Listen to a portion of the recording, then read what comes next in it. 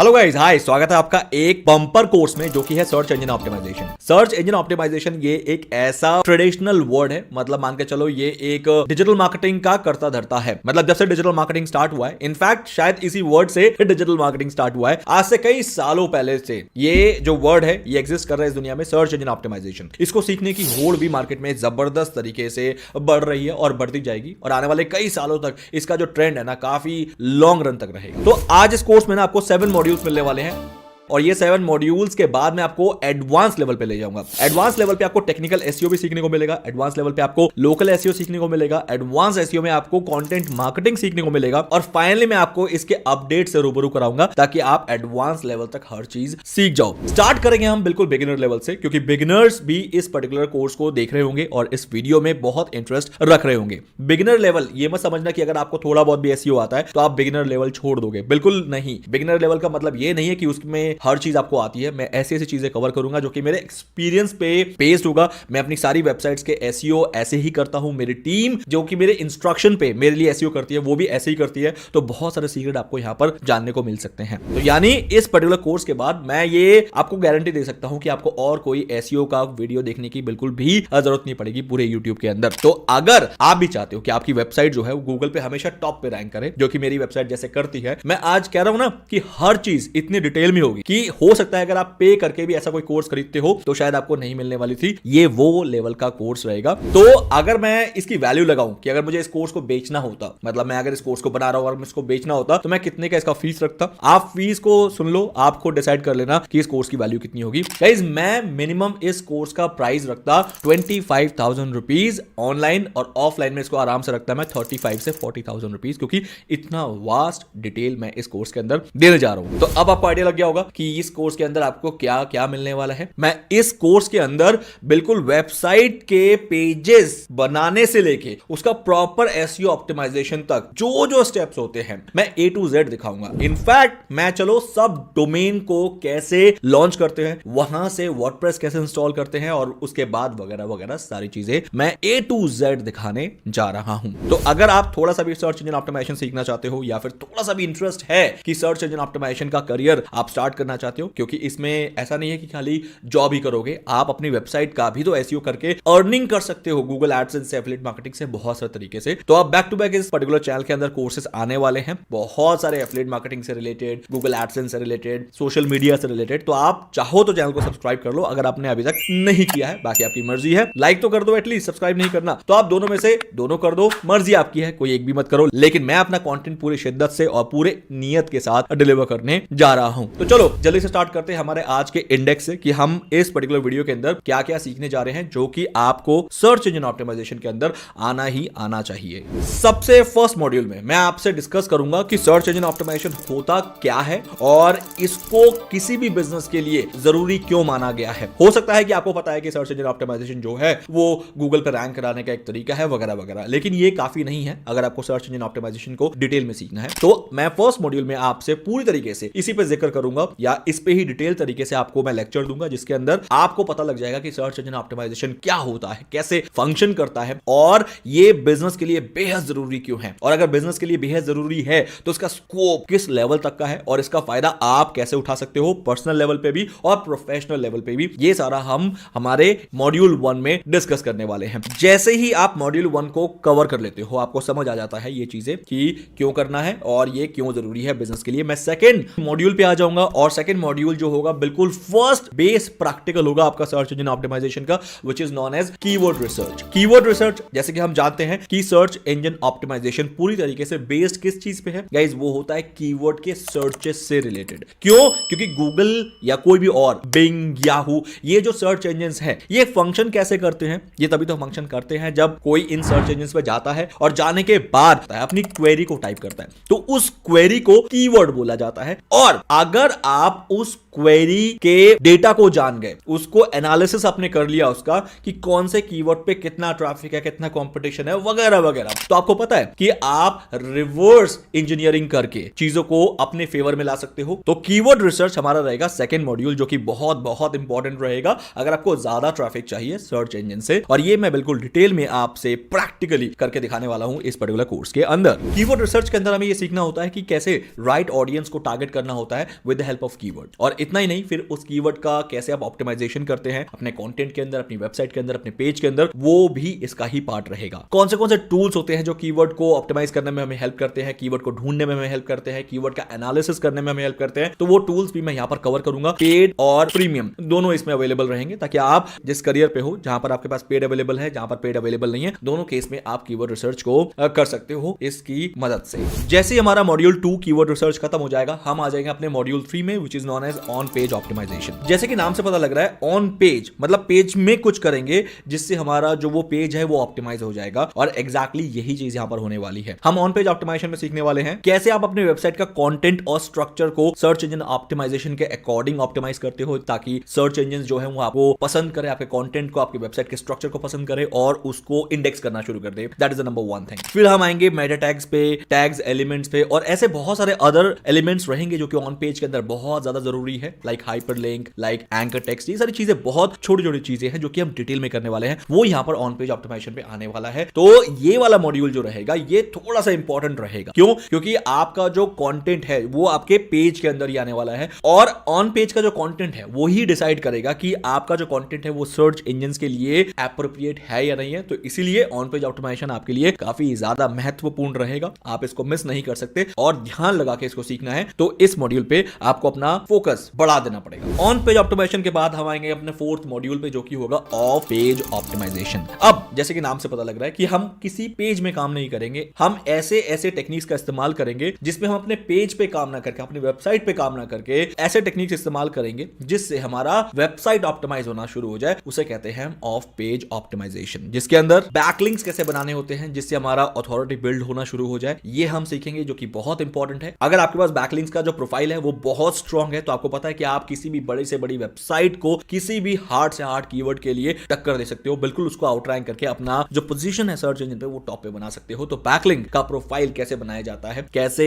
Authority को build किया जाता है, अपने डोमेन को, अपने पर्टिकुलर पेज को, तो ये यहां पर इस पर्टिकुलर मॉड्यूल में आपको सीखने को मिलेगा। और ऐसी ऐसी स्ट्रेटजीज को हम यहां पर इंप्लीमेंट करने की कोशिश करेंगे जो हो सकता है आपके लिए बिल्कुल नया हो, और पूरे YouTube में आपको कहीं पर भी ऐसी स्ट्रेटजीज बैकलिंक को बनाने को लेके बिल्कुल नहीं मिला है। तो इसीलिए आपको ये वाला मॉड्यूल भी बहुत ध्यान से करना है, क्योंकि ये कहीं ना कहीं आपका 20% या 25% का वेटेज रखता है आपके पर्टिकुलर एसईओ के लिए। तो मेक श्योर आपको इसको भी बड़े ध्यान से करना है। ऑफ पेज ऑप्टिमाइजेशन के बाद हम सीधा आ जाएंगे अपने 5th मॉड्यूल पे, which is known as measuring and tracking SEO success. ये अब आप जो एसईओ कर रहे हो उसको ट्रैक भी तो करोगे कि आप सही रास्ते पे चल रहे हो या नहीं चल रहे हो। तो ये सारा मेजरमेंट और एनालिटिक्स जो है ये टूल्स की मदद से होता है। तो वो कौन से टूल्स होते हैं जो हमारी वेबसाइट के ट्रैफिक को हमें बताएंगे कि कितना ट्रैफिक आ रहा है और किस किस कीवर्ड से आ रहा है, कितने देर के लिए रुक रहा है, वो कौन से टूल होते हैं, वो कौन से सेटिंग्स होती है जो हमें करनी होती है, वो आपको इस पर्टिकुलर मॉड्यूल में जानने को मिलेगा। ये भी आपके लिए इसलिए जरूरी है क्योंकि सिर्फ गधा मजदूरी थोड़ी ना करना है कि करते जाओ, हमें मेजर भी करना है, हमें रिपोर्ट कार्ड भी चाहिए होगा हमारी वेबसाइट का, हमारे ट्रैफिक का, हमारे कन्वर्जन का, कि हम जो कर रहे हैं वो बिल्कुल सही जा रहा है या नहीं जा रहा है। अगर हम ऐसा नहीं कर पा रहे हैं तो समझ लो कि आपको काफी टाइम लग जाएगा करते और लास्ट में आपको पता लगेगा कि आप जो भी कर रहे थे वो तो बिल्कुल ही गलत था,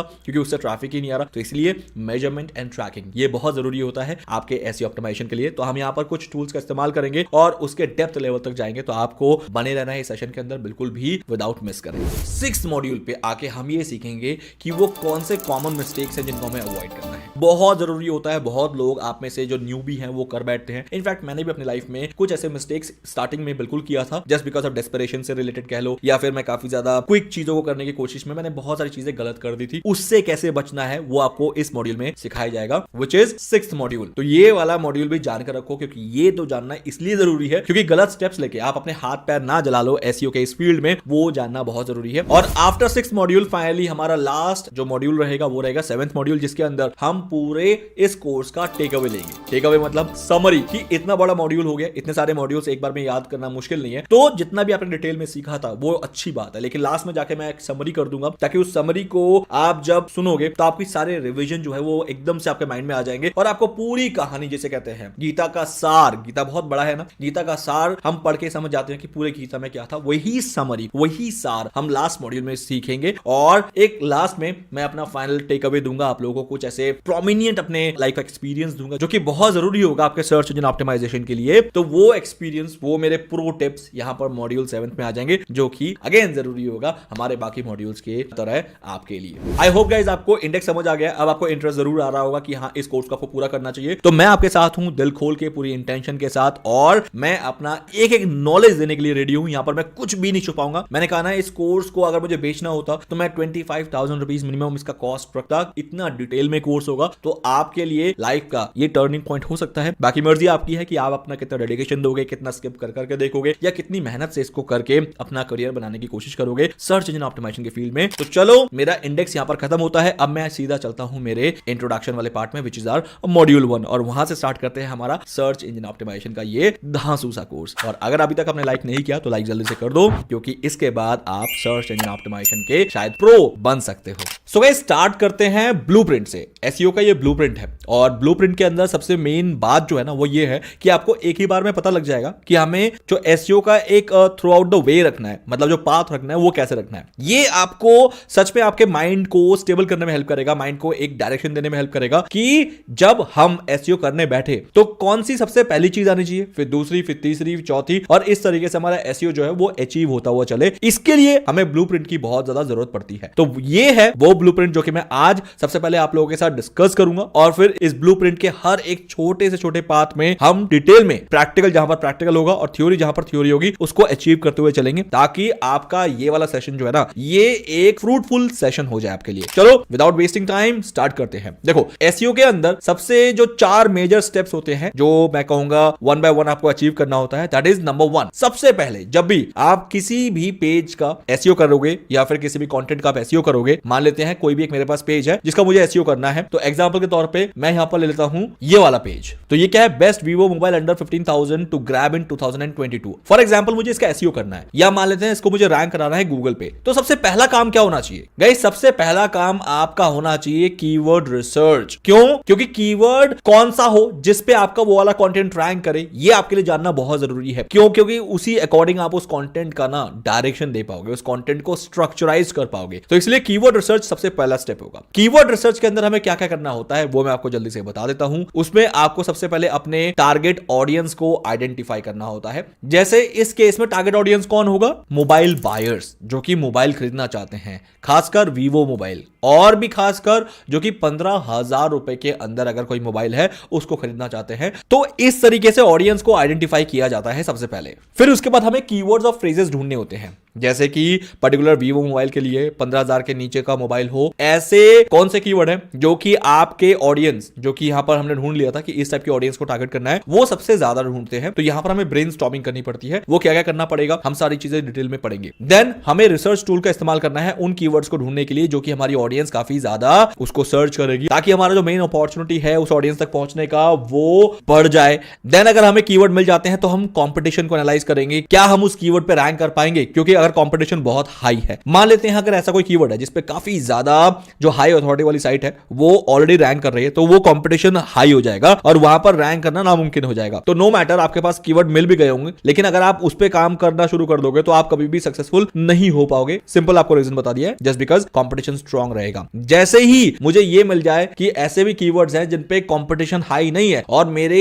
जो टारगेटेड ऑडियंस है वो उनको ढूंढ भी रही है, तो जल्दी से उस कीवर्ड को प्रायोरिटाइज करना कि उसमें से मेन जो कीवर्ड है उनको कौन सा रखना है, प्राइमरी, सेकेंडरी, टर्शरी क्लासिफिकेशन करना हमारे कीवर्ड्स को, वो रहेगा कि हम अपने कौन से कीवर्ड को ज्यादा प्रायोरिटाइज करें। और फाइनली रह जाएगा कि हम अपने कीवर्ड्स को लॉन्ग टेल वेरिएशन में कैसे ला पाए, ताकि हम यूनिक कीवर्ड्स को आराम से टारगेट कर पाए, क्योंकि लॉन्ग टेल कीवर्ड्स होते हैं ये काफी देखे गए हैं इजी टू रैंक होते हैं, बिकॉज इसमें कंपटीशन बहुत कम लेवल का होता है। रीजन भी क्योंकि ये लॉन्ग टेल है ना, तो हर कोई इसको टारगेट नहीं करता है, तो उस केस में हमें इसका फायदा हो जाता है। तो ये रहेगा आपका स्टेप 1 जो कि एसईओ में सबसे पहला स्टेप काउंट होगा, और हम इनको पूरे डिटेल में करने की पूरी कोशिश करेंगे। देन जैसे कीवर्ड रिसर्च में मेरा फाइनल कीवर्ड्स निकल के आ जाते हैं उस पर्टिकुलर पेज के लिए, जिस पर्टिकुलर पेज को मुझे रैंक कराना है। अब जो बारी आती है वो आती है ऑन पेज ऑप्टिमाइजेशन का। ऑन पेज ऑप्टिमाइजेशन पे 2 मेजर चीजों का आपको ध्यान रखना होता है। एक होता है आपका वेब पेज ऑप्टिमाइजेशन, दूसरा होता है आपका कंटेंट ऑप्टिमाइजेशन। ऑप्टिमाइजेशन, मतलब आपका जो ये कंटेंट है, मान लेते हैं ये जो कंटेंट है इसको कैसे आपको लिखना है, क्या क्या चीजों का ध्यान रखना है, वो सारी चीजें। तो सबसे पहले बात करते हैं वेब पेज ऑप्टिमाइजेशन में क्या होता है। यहाँ पर मेटा टैगिंग का काफी ध्यान रखना होता है, आपको हेडर टेक्स्ट का ध्यान रखना होता है, आपको इमेज के ऑल्टरनेटिव टेक्स्ट को अच्छे तरीके से मेंशन करना होता है, पोस्ट के टैग्स पे ध्यान रखना होता है, फॉर्मल लिंक को बहुत ज्यादा यूजर फ्रेंडली बनाना होता है। देन ऐसे ही कंटेंट ऑप्टिमाइजेशन पे जो कंटेंट लिखते हो उसका स्ट्रक्चर क्या रहेगा, आपको उसको इस पे ध्यान देना है। देन कीवर्ड की डेंसिटी क्या होनी चाहिए, आपको उस पे ध्यान देना है। कीवर्ड कहां कहां होने चाहिए, प्लेसमेंट का ध्यान रखना होता है। कीवर्ड को प्रॉक्सी लगा लगा के यूज करना है, उसका ध्यान रखना पड़ता है। और फाइनली हमें एलएसआई कीवर्ड को भी इस्तेमाल करके अपने कंटेंट का जो वेटेज है वो क्रिएट करना होता है, that is through LSI keyword. तो ये ऑन पेज ऑप्टिमाइजेशन पे हम बिल्कुल प्रैक्टिकल करने वाले हैं। फाइनली ये भी हो जाता है तो अब मेरा पेज जो है वो पब्लिश हो जाता है, क्योंकि दुनिया अब इसको देख पाती है। अब इस पेज की ऑथोरिटी को स्ट्रॉन्ग बिल्ड करने के लिए हमें ऑफ पेज ऑप्टिमाइजेशन करना होता है, जिसके अंदर सबसे जो कारगर साबित होता है वो होता है बैकलिंक। और बैकलिंक की स्ट्रेटेजीज हम यहां पर बनाएंगे, जिसके अंदर हम अपना बैकलिंक प्रोफाइल को स्ट्रॉन्ग करेंगे through guest blogging, broken link building, directory submission, जो कि अभी ओल्ड फैशन हो गया डायरेक्टरी सबमिशन, बट हाँ फिर भी थोड़ा थोड़ा काम जरूर करेगा, इन्फोग्राफिक्स, टेस्टिमोनियल्स, रिसोर्स पेजेस और कोलैबोरेशन। ये करके हम अपना बैकलिंक स्ट्रेटेजीज को स्ट्रॉन्ग करेंगे, प्रोफाइल को बनाने की कोशिश करेंगे। और जैसे हमारा ऑफ पेज भी हो जाएगा तो फाइनल एक काम और रह जाएगा, ट्रैकिंग एंड एनालिटिक्स, जिसके अंदर हम गूगल एनालिटिक्स और गूगल सर्च कंसोल इन दोनों का इस्तेमाल करना सीखेंगे, जिसके अंदर हमें यह पता लग जाएगा कि हम कौन से कीवर्ड पर रैंक कर रहे हैं और कौन सा कीवर्ड हमें कितना कन्वर्जन दे रहा है in terms of sine ups, in terms of page views, in terms of average session duration, कुछ भी ले लो, आपका जो भी टारगेट होगा वो इस पे डिपेंड करेगा। तो वो सारी चीजें ट्रैकिंग कहां पर होगी, इन दोनों पर्टिकुलर टूल के अंदर हम ये चीज करने वाले हैं। सो गाइस ये था ब्लूप्रिंट, जिस पे हमें बिल्कुल स्टेप बाय स्टेप चलना है। I hope now it is all clear. तो अगर अभी तक आपने लाइक नहीं किया तो लाइक कर दो फटाफट से, और चैनल सब्सक्राइब कर लो, क्योंकि आप लोगों को मैं कंटिन्यूअसली डिजिटल मार्केटिंग के डिफरेंट कोर्सेज देने जा रहा हूं इस चैनल पे back to back. So guys मैं आशा करता हूं कि आपने सर्च इंजन ऑप्टिमाइजेशन का ब्लूप्रिंट जो है बहुत अच्छे तरीके से समझ लिया है। क्योंकि क्या होता है, कभी भी कोई भी नया प्रोडक्ट बनाने से पहले बड़े बड़े इंजीनियर्स, चाहे वो मॉल हो, चाहे वो रेल हो, चाहे वो एरोप्लेन हो, या फिर न्यूक्लियर बॉम्ब ही क्यों ना हो, बनाने से पहले एक ब्लूप्रिंट बनाया जाता है। ब्लूप्रिंट का मतलब होता है कि स्टेप बाय स्टेप कैसे काम करना है, पहले ये करना है, फिर ये करना है, फिर ये करना है, पूरा सीक्वेंस में जो वो स्टेप्स लिखे होते हैं, that is known as blueprint. और मैंने आपका काम आसान करने के लिए, ताकि आपको सर्च इंजन ऑप्टिमाइजेशन को समझने में कोई भी परेशानी नहीं आए और आपको हर एक स्टेप का पता हो कि कौन सा स्टेप कब रखा जाना चाहिए, तो मैंने उसके लिए ब्लूप्रिंट बनाया था, और जो मैंने आपको समझाने की पूरी कोशिश की है। और मैं ये मानता हूं कि आपने ब्लूप्रिंट को अच्छी तरीके से समझ भी लिया। अगर नहीं समझा है तो आप मुझसे क्वेश्चन कमेंट के अंदर पूछ सकते हो, मैं पूरी कोशिश करूंगा कि आपके क्वेश्चंस को वहां पर रिप्लाई करने की, ताकि आपको मैं सेटिस्फाई कर पाऊं, आपके मन में कोई भी सवाल है तो उसका आंसर दे पाऊं। बट अगर आप समझ गए हो तो नेक्स्ट स्टेप की तरफ आगे बढ़ना चाहिए, क्योंकि हमारे पास कंटेंट बहुत ज्यादा है और बहुत जल्दी इसको समझने की कोशिश करेंगे, क्योंकि जितनी जल्दी समझ जाओगे उतनी जल्दी आप इसकी प्रैक्टिस स्टार्ट कर सकते हो। अच्छा, एक इंपॉर्टेंट चीज मैं आपको बता देता हूं, सर्च इंजन ऑप्टिमाइजेशन कोई एक पढ़ाई नहीं है कि आप इसको पढ़ के रट के रख दोगे अपने अंदर, बिल्कुल भी नहीं। तो इसका कोई फायदा नहीं है। तो आपको एक चीज का खास ध्यान रखना है कि इसको प्रैक्टिकल ही करना है। प्रैक्टिकल करने के लिए आपके पास एक वेबसाइट होनी चाहिए, क्योंकि वेबसाइट के ऊपर ही सर्च इंजन ऑप्टिमाइजेशन जो है एसईओ होता है। अब वेबसाइट अगर आपके पास है तो बहुत अच्छी बात है, लेकिन अगर नहीं है तो मैं एक छोटा सा तरीका बता देता हूं कि जिससे आप भी अपनी वेबसाइट को बना सकते हो। उसके लिए ना कोडिंग की जरूरत है और ना ही आपको और किसी चीज की जरूरत है, वो है वर्डप्रेस। तो मैं वर्डप्रेस का पूरा कोर्स अगर बनाना चाहूं तो बना सकता हूं, जिसके अंदर पूरी वेबसाइट कैसे बनती है वो मैं आपको दिखा सकता हूं। हालांकि मैंने लास्ट वीडियो बनाई है इसके ऊपर, आप जाके इस आई बटन पे चेक कर लेना, वहां पर वीडियो है। लेकिन फिर भी मैं छोटा सा ग्लिम्स यहीं दिखा देता हूं, ताकि आपको वीडियो को स्विच ना करना पड़े कि कैसे डोमेन और होस्टिंग को बाय करके आप वर्डप्रेस को इंस्टॉल कर सकते हो। और वर्डप्रेस एक बार इंस्टॉल हो जाता है तो आपको कौन से प्लगइन्स की जरूरत पड़ेगी एसईओ के लिए, आपको कौन सा थीम लेना चाहिए, थीम के ऊपर आपको कौन सी चीजों का ध्यान रखना चाहिए, ताकि एसईओ का जो कोर वेब वाइटल हो वो सारा मैच हो जाए। तो उसको मैं बताने के लिए जल्दी से एक छोटा सा स्टेप यहां पर कर लेता हूं, व्हिच इज नोन एज कि how to build a website quickly. तो चलते हैं फिर से मेरे कंप्यूटर स्क्रीन पे और इस चीज को एक बार थॉरोली कर लेते हैं। So guys first step first, हम सबसे पहला काम क्या करेंगे, अगर हम होस्टिंग यूज कर रहे हैं तो अच्छी बात है, तो आपको पता होगा ये स्टेप कैसे होगा। बट फॉर द रीजन अगर आपके पास होस्टिंग नहीं है तो वो कैसे लेना होता है, कैसे बाय करना होता है, वो प्रोसेस मैं आपको दिखा देता हूं और फिर आप इसे कर लेना, ताकि आप सर्च इंजन ऑप्टिमाइजेशन को अच्छी तरीके से कर पाओ। देखो, मैं जो होस्टिंग रिकमेंड करता हूं दैट विल बी होस्टिंगर, क्योंकि मैं पर्सनली भी अपनी वेबसाइट होस्टिंगर पे ही चलाता हूं। जैसे कि अगर आप मेरे वीडियोस को फॉलो करते हो तो आपको पता है कि मेरा सबसे ट्रस्टवर्दी जो होस्टिंग है वो यही है। अब यहां पर आपको सिंपल क्या करना है, मैंने आपको लिंक दे दिया नीचे डिस्क्रिप्शन में, उसके थ्रू आप सबसे बेस्ट इसके प्राइस प्लान पे पहुंच जाओगे जो कि सबसे अफोर्डेबल है। और फिर उसके बाद मैं आपको एक डिस्काउंट कूपन भी दे दूंगा, जिसके बाद वो प्लान और सस्ता हो जाएगा। एक तो सस्ता वाला लिंक दूंगा, ऊपर से और 10% ज्यादा सस्ता हो जाएगा, तो आपके लिए फायदा हो जाएगा। अभी फिलहाल देख लो कि आपको करना क्या है। आपको होस्टिंगर के उस लिंक पे क्लिक करके यहां तक पहुंचना है। यहां पर आपको आके ये वाले प्लान पे ऐड टू कार्ट को क्लिक करना है। जैसे आप ऐड टू कार्ट को क्लिक करते हो तो आप यहां पर देख लो ये सारी चीजें आपको यहां पर मिलने वाली है। सबसे पहले आप 100 वेबसाइट तक इसमें आप होस्ट कर सकते हो, 100 GB का SSD स्टोरेज जो कि आपकी साइट को हमेशा फास्ट बनाएगा। देन बाकी आप चीजें अपने आप पढ़ लेना, मैं इसका कोई प्रमोशन नहीं करने वाला। अब अगर हो सके तो 48 मंथ्स जो कि होता है 4 साल का, एक बार में ले लेना। ये फायदा आपको यहां पहुंचाएगा कि एक तो प्राइस सबसे बेस्ट मिल जाएगा, मतलब इतना मिल जाएगा अगर आप एक साल का जो लेते हो ना उसका जो प्राइस पड़ता है उसके ही डबल में आपको 4 साल मिल जाते हैं, मतलब 3 साल फ्री में मिल जाते हैं, आप ये मान के चलो। तो इस तरीके से आपको ये फायदा होने वाला है। तो मैं 48 मंथ्स के साथ चलता हूं और मेरे मैक्सिमम मैं स्टूडेंट्स को 48 मंथ्स ही रिकमेंड करता हूं। उसके बाद सिंपल अपना अकाउंट बना लेना, या तो गूगल से लॉगिन कर लेना अगर गूगल आईडी है, या फेसबुक आईडी है, या फिर ईमेल एड्रेस से लॉगिन करना है तो ईमेल एड्रेस से कर लेना। जैसे आप करोगे तो आपका अकाउंट लॉगिन हो जाएगा, तो सेकंड स्टेप भी कंप्लीट हो गया। थर्ड स्टेप में खाली पेमेंट करना है और कुछ नहीं करना। जैसे आप देख रहे हो यहां पर आपका टोटल अमाउंट आया है 7872, कैन यू सी दैट? तो ये है तकरीबन 8000 रुपए आप मान के चलो। और आप यहां पर डिसाइड कर लेना कि पेमेंट का मेथड क्या रहेगा। सिंपल, अब यहां पर जो मेन आपको एक और चीज करनी है वो है have a coupon code. Yes, मैं आपको कूपन कोड दे रहा हूं, वो यूज कर लो। अमाउंट देख लो कितना है, ऑलमोस्ट आपका है 7872, जो कि मान लेते हैं 7900 है, मतलब 8000 से 100 रुपए कम। अब मैं एक कूपन दे रहा हूं जो कि आपको यूज करना है, विच इज रॉय डिजिटल।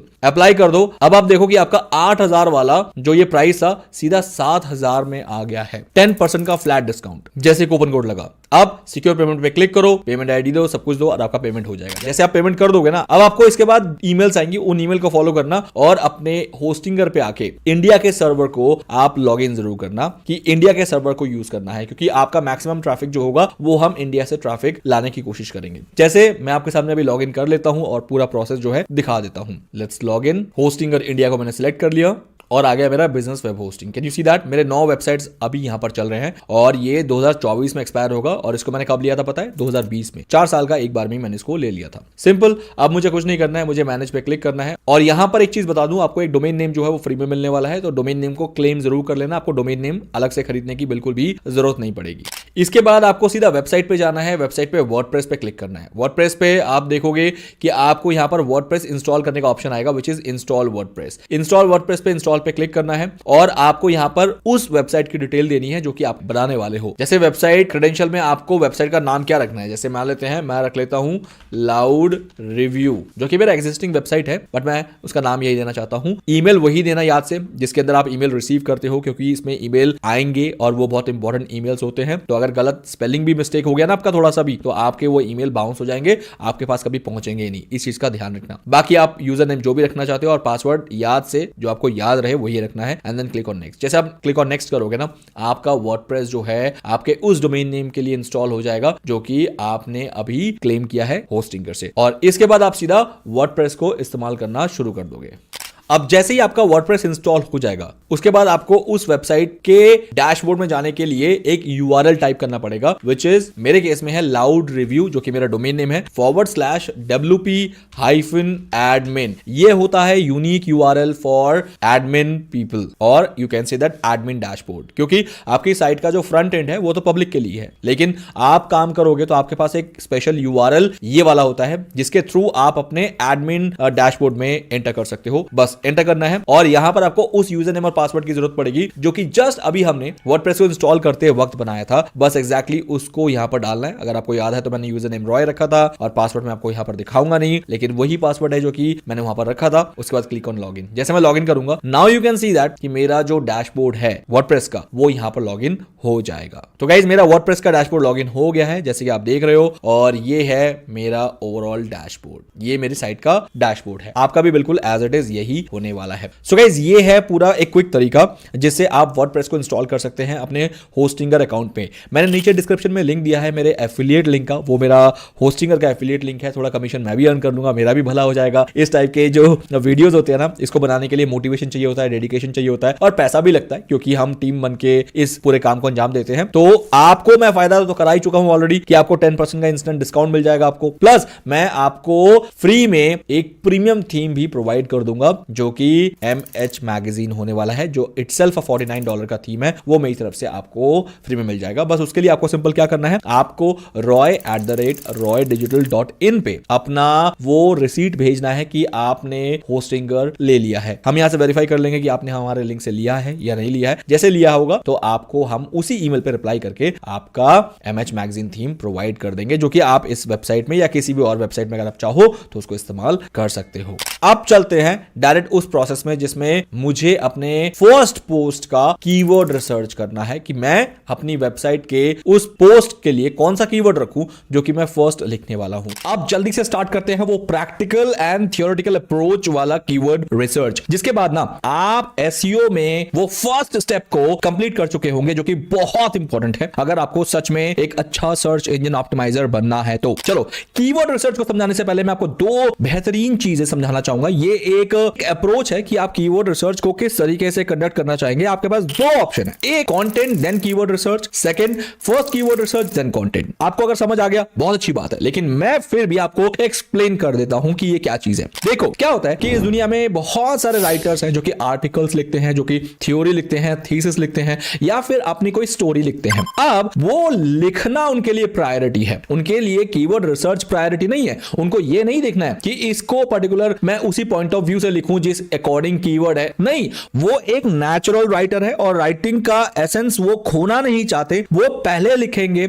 और उसके बाद वो या उनकी जो टीम है जो कि उनके लिए एसईओ करेगी, वो फिर उस कंटेंट को ध्यान में रखते हुए कीवर्ड रिसर्च करेगी। तो ये है एक ऐसा अप्रोच जिसके अंदर राइटर जो है वो डिजिटल मार्केटर नहीं होता, या फिर जो राइटर है ना वो अपने कंटेंट को फर्स्ट प्रायोरिटी देता है। That is the first approach keyword research का। सेकंड होता है जिसके अंदर ना कीवर्ड रिसर्च पहले किया जाता है कि भैया मैं कंटेंट को प्रायोरिटी नहीं दे रहा हूं, मैं अपने ट्रैफिक को प्रायोरिटी दे रहा हूं। तो मुझे पहले ये देखना है कि कौन से कीवर्ड पे कंटेंट लिखा जाए ताकि मेरे पास ट्रैफिक आ जाए, और ट्रैफिक के बाद मैं उसको कैसे भी कन्वर्ट कर सकता हूं, चाहे वो मेरा साइन अप हो, लीड्स हो, कन्वर्जन हो, कोई भी एक प्रोडक्ट का सेल हो, कुछ भी हो, लेकिन मुझे ट्रैफिक चाहिए। तो ट्रैफिक चाहिए तो मैं कंटेंट कुछ भी लिख दूंगा, लेकिन ट्रैफिक किस कीवर्ड पे आएगा उसको पहले मुझे ध्यान देना है। मेरा कीवर्ड फर्स्ट है, प्रायोरिटी है, और सेकेंडरी मेरा कंटेंट है। तो उस केस में आपको कीवर्ड रिसर्च पहले करना होता है, फिर उस कीवर्ड के अकॉर्डिंग आपको कंटेंट लिखना होता है, and that is the second approach. तो ये दोनों ही तरीके हैं जिससे आप अपना प्रोसेस को स्टार्ट कर सकते हो। लेकिन हम डिजिटल मार्केटर्स क्या करते हैं वो मैं आपको बता देता हूं।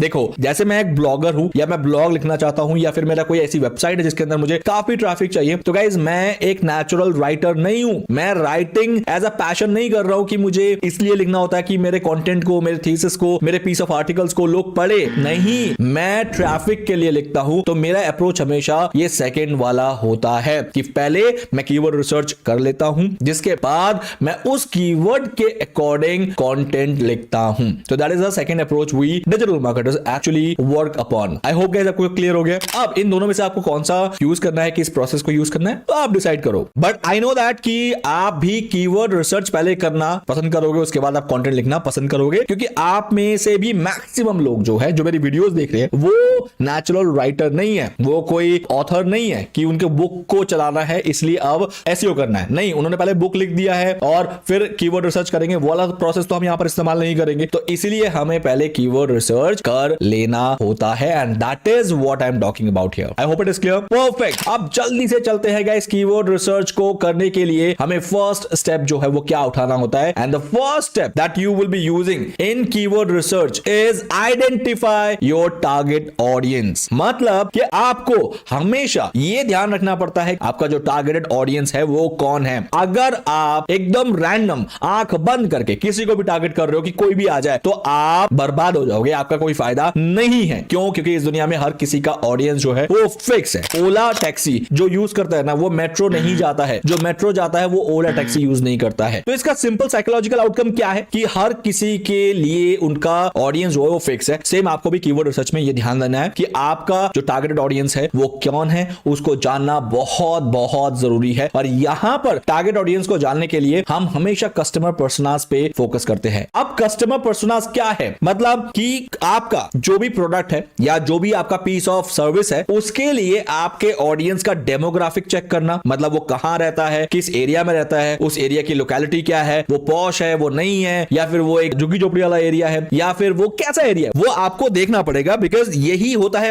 ऑडियंस पर्सोना और यही होता है आइडेंटिफाई योर टारगेट ऑडियंस। इसके अलावा आप जो देखते हो आपके ऑडियंस के इंटरेस्ट को देखते हो, आपके ऑडियंस के पेन पॉइंट्स को देखते हो। ये सारी चीजें जो है ना ये आपको हेल्प करती है to identify your target audience. तो इसको आपको खास ध्यान रखना है। तो इसमें मेजरली आपको क्या क्या देखना होता है मैं आपको बता देता हूं। डेमोग्राफिक्स का ध्यान रखना है आपको कि आपका ऑडियंस किस लोकेलिटी पे रहता है, किस एरिया में रहता है वगैरह वगैरह। देन उसके बाद आपको उसके इंटरेस्ट पे काफी ज्यादा फोकस करना होता है, क्योंकि अगर उसका इंटरेस्ट नहीं है मोबाइल खरीदने का तो आप उसको कैसे टारगेट कर सकते हो, आपको वो मिलेगा ही नहीं, क्योंकि वो उसको इंटरेस्ट ही नहीं है आपके मोबाइल पे या मोबाइल खरीदने का या फिर आपका जो भी सर्विसेज हो। जैसे मेरे लाउड रिव्यू के केस में मैं उन लोगों को ही तो टारगेट करता हूं ना जो लोग मोबाइल खरीदने आते हैं, जो लोग गैजेट्स खरीदने आते हैं, मैं उनको टारगेट करता हूं। जैसे हेडफोन्स हो गया, स्मार्ट वॉच हो गया, उनको टारगेट करना मैं तभी कर पाऊंगा जब उनका वो इंटरेस्ट होगा। उनके पेन पॉइंट्स को फोकस करना, पेन पॉइंट्स मतलब कि वो कहां जाके अटक रहे हैं, उसको अगर आपने आइडेंटिफाई किया तो गाइज आप समझ लो कि आपका कन्वर्जन के चांसेस बहुत ज्यादा बढ़ जाते हैं। अब मेरे लाउड रिव्यू के केस में अगर मैं बात करूं तो कौन सी चीज है जो मेरे ऑडियंस को मेरे इस वेबसाइट तक खींच के लाती है, वो है उनका पेन पॉइंट, इंटरेस्ट और डेमोग्राफिक्स। अब पेन पॉइंट क्या है गाइस? पेन पॉइंट पता क्या है मैंने यहां पर पकड़ा है कि मेरे ऑडियंस को ये तो पता है कि उसको वीवो मोबाइल खरीदना है, लेकिन उसको ये नहीं पता कि वीवो मोबाइल 15,000 के नीचे कौन से वाले बेस्ट हैं। तो यहां पर मैंने अपने ऑडियंस को इस तरीके से आइडेंटिफाई किया है कि उसको नहीं पता कि 15,000 के नीचे वीवो के कौन से मोबाइल जो है वो बेस्ट है। ये उसका एक पेन पॉइंट है, यहां पर जाके वो काफी ज्यादा अटकता है। तो वो आ गया मेरे इस पेज के अंदर और उसको मैंने ये 5-6 मोबाइल जो है 15,000 के नीचे वीवो के आ जाएंगे मैंने बताना शुरू किया। वो हैप्पी हो गया, मेरे चेक अमेजॉन वाले प्राइस पे चला गया, वहां पर मेरा एफिलिएट लिंक था, उसने बाय कर लिया एंड दैट्स इट, मेरा काम हो गया। तो इसे कहते हैं first step in your keyword research which is your identify your target audience. सबसे पहले तो यहां पर आप किस तरीके से कौन से पेन पॉइंट को, कौन से इंटरेस्ट को टारगेट करने वाले हो वो डिसाइड कर लो। अपने केस में आपको बहुत ज्यादा हेल्प मिलने वाला है। सेकेंड इंपॉर्टेंट थिंग जो आपको कीवर्ड रिसर्च के टाइम पे ध्यान रखना होता है दैट इज आप कौन से कीवर्ड्स और कौन से फ्रेजेस को टारगेट करने वाले हो। मेरे केस में यहां पर आप खुद बताओ कि मेरा फ्रेज क्या हो सकता है जिस कीवर्ड को मुझे टारगेट करना चाहिए। गाइस बाय ऑब्वियस जैसे मैं अगर गूगल पे जाऊंगा तो इस पर्टिकुलर पोस्ट के लिए मेरा जो सबसे बेस्ट कीवर्ड होगा वो क्या होगा, वही होगा ना best Vivo phone under 15,000। Simple. तो ये है वो फ्रेजेस, ये है वो कीवर्ड्स जो कि आपके कीवर्ड्स के लिए मतलब आपके उस पेज के लिए सबसे बेस्ट हो सकते हैं। And this is what known as brainstorming keywords and phrases. ये वो फ्रेजेस हैं जिनको आपकी ऑडियंस बहुत ज्यादा यूज कर सकती है। जैसे कि आप देख रहे हो कि मेरा ये वाला जो पेज है इसको हम काफी ज्यादा रैंक नहीं करा पा रहे हैं। 35 का पोजीशन है, आप जैसे कि देख रहे हो कि पोजीशन घटी है बल्कि, लेकिन इंप्रेशंस बढ़े हैं। तो धीरे धीरे हम इसको 35 पोजीशन से इसको टॉप 3 की पोजीशन पर लाने की पूरी कोशिश करेंगे। बट जैसा कि अभी हम इस वेबसाइट पे काम बिल्कुल नहीं कर रहे हैं, जिस वजह से हमारा ये पोजीशन जो है ये ड्रॉप होता हुआ जा रहा है। बट हम जब दोबारा करना शुरू कर देंगे तब ये दोबारा से वापस आ जाएगा। So that is the second important thing कि आपको ध्यान रखना है कि आपके कौन से फ्रेजेस होने चाहिए, जो कि हम डेफिनेटली अभी निकाल लेंगे कि कैसे हमें इसको निकालना होता है। तो इसको निकालने के लिए third step is we will be using keyword research tool, जिसके अंदर सबसे पहला टूल आपका खुद गूगल है गाइस। यस, गूगल खुद आपका सबसे पहला टूल है जिसको आप इस्तेमाल करोगे। जैसे कि मैंने यहां पर अभी लिखा, आप देख रहे हो कि जैसे मैंने बेस्ट वीवो फोन अंडर लिखा तो इसने मुझे वो सारे कीवर्ड देने शुरू कर दिए जो कीवर्ड मुझे चाहिए थे कि मेरी ऑडियंस क्या ढूंढती है, क्योंकि ये सारे वही फ्रेजेस हैं जो कि क्विक सर्चेस में आते हैं और इसी में से हम किसी एक को क्लिक कर देते हैं। और गूगल भी यही चाहता है कि मैक्सिमम ऑडियंस जो है इन्हीं किसी फ्रेजेस को क्लिक करे, ना कि वो अपना कोई इंडिविजुअल सर्च क्रिएट करे। बस यही फर्स्ट टूल है जो कि आपको यहां पर इस्तेमाल करना है। सेकंड टूल जो आपको इस्तेमाल करना है दैट विल बी trends.google.com। अब मान लेते हैं आपका ये वाला कीवर्ड है best Vivo phone under 15,000। Google trend पे गए, यहां पर एंटर किया। अब आप क्या करोगे, आप चेक कर लो कि गूगल में इसका ट्रेंड क्या है। गाइस बम्पर ट्रेंड है, देख रहे हो ये ऑलवेज आपका जो एवरेज है ये 70-80 के एवरेज में रहता है आपका ये searches. And this gonna be the mind blowing keyword अगर आप इसको टारगेट करते हो। अब आप यहां पर देख लो कि आपका जो कीवर्ड का डेमोग्राफिक है वो सबसे बेस्ट कौन सा होने वाला है गाइस, पंजाब। देख लिया, आपको मैंने क्या कहा था कि डेमोग्राफिक कहां रहता है, किस लोकेलिटी पे रहता है, ताकि आपके कन्वर्जन के जो एक्सपेक्टेशंस है वो आप मेट कर पाओ। तो अब आप खुद देखो कि वीवो मोबाइल के सर्चेस सबसे ज्यादा इंडिया में कहां होते हैं, पंजाब में होते हैं, फिर झारखंड, फिर उत्तराखंड, फिर गुजरात, हरियाणा, मतलब अच्छे अच्छे स्टेट में होते हैं। तो कहीं ना कहीं चांसेस आर वेरी हाई कि आपका ऑडियंस जो है इस पर्टिकुलर कीवर्ड को सर्च करके आपके पेज में आके कन्वर्ट हो सकता है। And that is the reason. But इसके अलावा अगर आपको और सर्चेस चाहिए then you can use this related query जो कि यहां पर आपको मिल जाते हैं। As you can see that इनको भी इस्तेमाल कर सकते हो आप अपने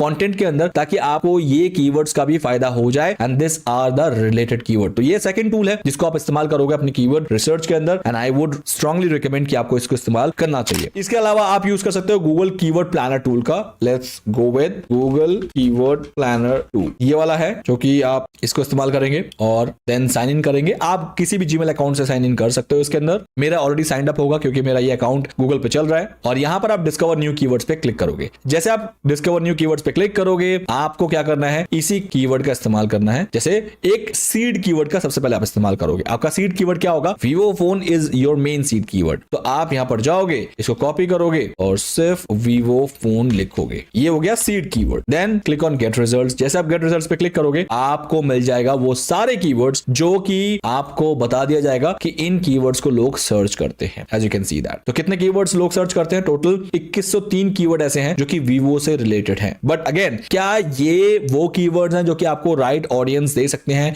एक पर्टिकुलर पेज के लिए, जो कि पेज है ये वाला? आई डोंट थिंक सो, क्योंकि इसके लिए मैंने स्पेसिफिकली अपनी ऑडियंस को टारगेट कर रखा है जो कि बेस्ट मोबाइल अंडर 15,000 ढूंढ रहे हैं। तो अब आप सिंपल एक काम कर सकते हो, आप एक एड फिल्टर लगा सकते हो। इस फिल्टर पे आप क्या कर सकते हो, आप कीवर्ड का फिल्टर लगाओ एंड यहां पर आप कंटेन्स कर दो अंडर, की जो अंडर लिख रहा है ना, इसका मतलब वो आपके बेस्ट ऑडियंस में से काउंट हो सकता है। अब यहां पर क्या आ गया, Vivo smartphone under 15,000, Vivo smartphone under 10,000, Vivo mobile under 8,000, Vivo fingerprint mobile under 10,000। ये क्या हो रहा है गाइस, इसने वो सारे आपको टॉपिक दे दिए जिन टॉपिक पे गूगल पे अच्छे खासे सर्चेस होते हैं। अगर आप चाहो तो इन सब पे अपना अपना जो कंटेंट बना सकते हो। अब वही बात आ गई ना कि जो मैंने आपको स्टार्टिंग में यहां पर समझाया था कि या तो आप कंटेंट लिख के कीवर्ड रिसर्च कर लो या फिर कीवर्ड रिसर्च करके कंटेंट लिखो। अब जैसे कीवर्ड रिसर्च में निकल के ये आया है कि वीवो बेस्ट फोन अंडर 20,000 भी लोग ढूंढते हैं, वीवो मोबाइल अंडर 6,000 भी ढूंढते हैं, 7,000 भी ढूंढते हैं, वीवो 5G मोबाइल अंडर 15,000, ऐसे कीवर्ड से लोग ढूंढ रहे हैं। तो क्यों ना इस पे एक कंटेंट बनाया जाए। तो ये होता है हमारा डिजिटल मार्केटिंग अप्रोच, जिसके अंदर पहले कीवर्ड रिसर्च कर लो, उसके बाद आप उस पे कंटेंट लिखना स्टार्ट कर दो। So this is the second way which you can use to identify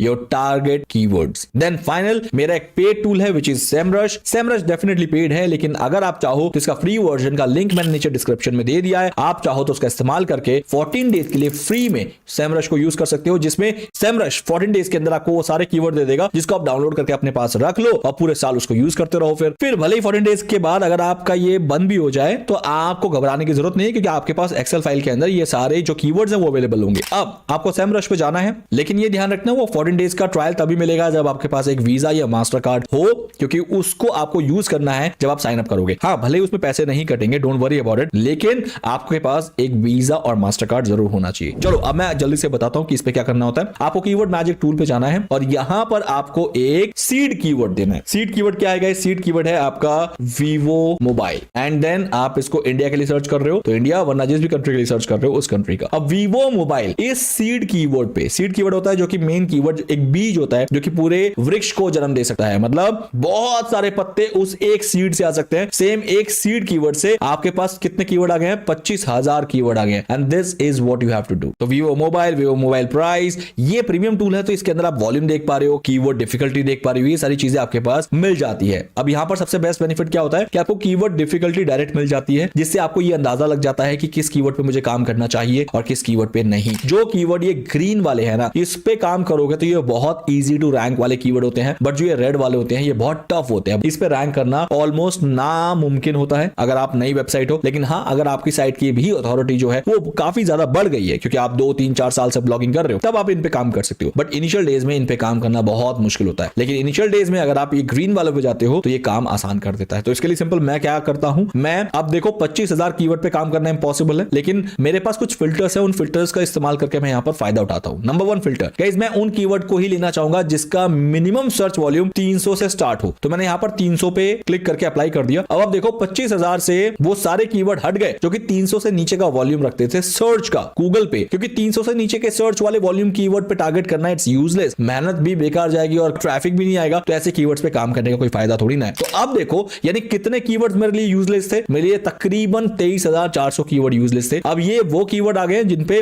minimum 300 का सर्च तो होता ही है। बट क्या ये काफी है मेरे लिए? नहीं। अब मुझे ये देखना है कि वॉल्यूम तो मैंने पता कर लिया कि जिस कीवर्ड का वॉल्यूम हाई है वो वाले मुझे मिल जाए, बट इन पे रैंक करना क्या मेरे लिए आसान होगा? तो मैं उसको चेक करने के लिए कीवर्ड डिफिकल्टी का इस्तेमाल करूंगा, इस फिल्टर का। अब इस फिल्टर में मैं चाहूंगा कि मुझे वो कीवर्ड मिल जाए जो कि एक नई वेबसाइट के लिए इजी टू रैंक होते हैं, और उसके लिए जो रेंज होता है ना वो वो होता है 25 या मैक्सिमम 29। लेकिन मैं चाहूंगा आप 25 से स्टार्ट करो। क्यों? क्योंकि अभी आप बहुत नए हो और आपके लिए टफ हो जाएगा अगर आप हाई डिफिकल्टी वाले कीवर्ड पे जाओगे, तो इसलिए 25 से स्टार्ट करो और धीरे धीरे स्लोली आप अपने आप को बढ़ाओ। अब देखो 600 से भी आपके पास सिर्फ 223 कीवर्ड रह गए हैं, जिसका वॉल्यूम जो है वो अच्छा खासा है और जिसका कीवर्ड डिफिकल्टी बहुत ही लो है। इन सारे कीवर्ड्स पे आप आराम से रैंक कर सकते हो and this is what I wanted. अब देखो 223 कीवर्ड ऐसे ही कीवर्ड है जिन पे आप डेफिनेटली काम कर सकते हो, क्योंकि ये बहुत बड़ा नंबर नहीं है जिस पे आपको बहुत टीम लगेगी। अगर आप दिन के 2-3 आर्टिकल पे भी काम कर रहे हो तो शायद आपका 1-1.5 महीने के अंदर ये सारा खत्म हो जाने वाला है। अब मैं बता देता हूं आपको करना क्या है। सिंपल,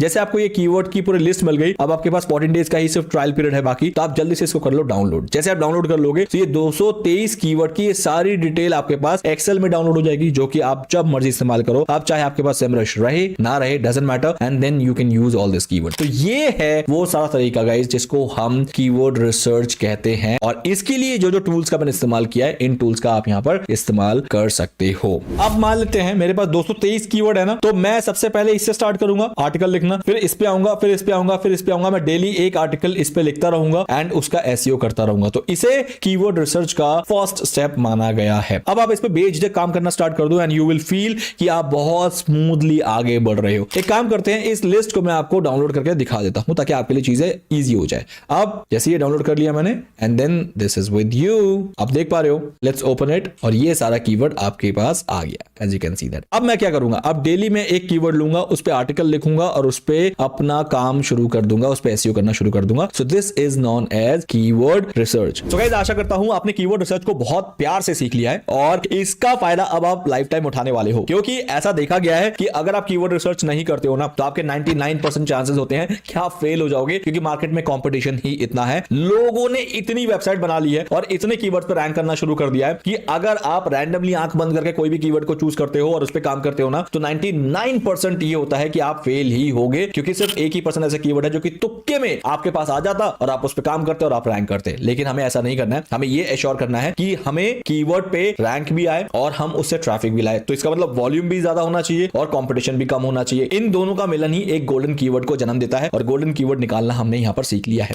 अब चलते हैं सीधा ब्लूप्रिंट की तरफ, और ब्लूप्रिंट के अकॉर्डिंग हमारा जो नेक्स्ट प्रोसेस है वो है ऑन पेज ऑप्टिमाइजेशन।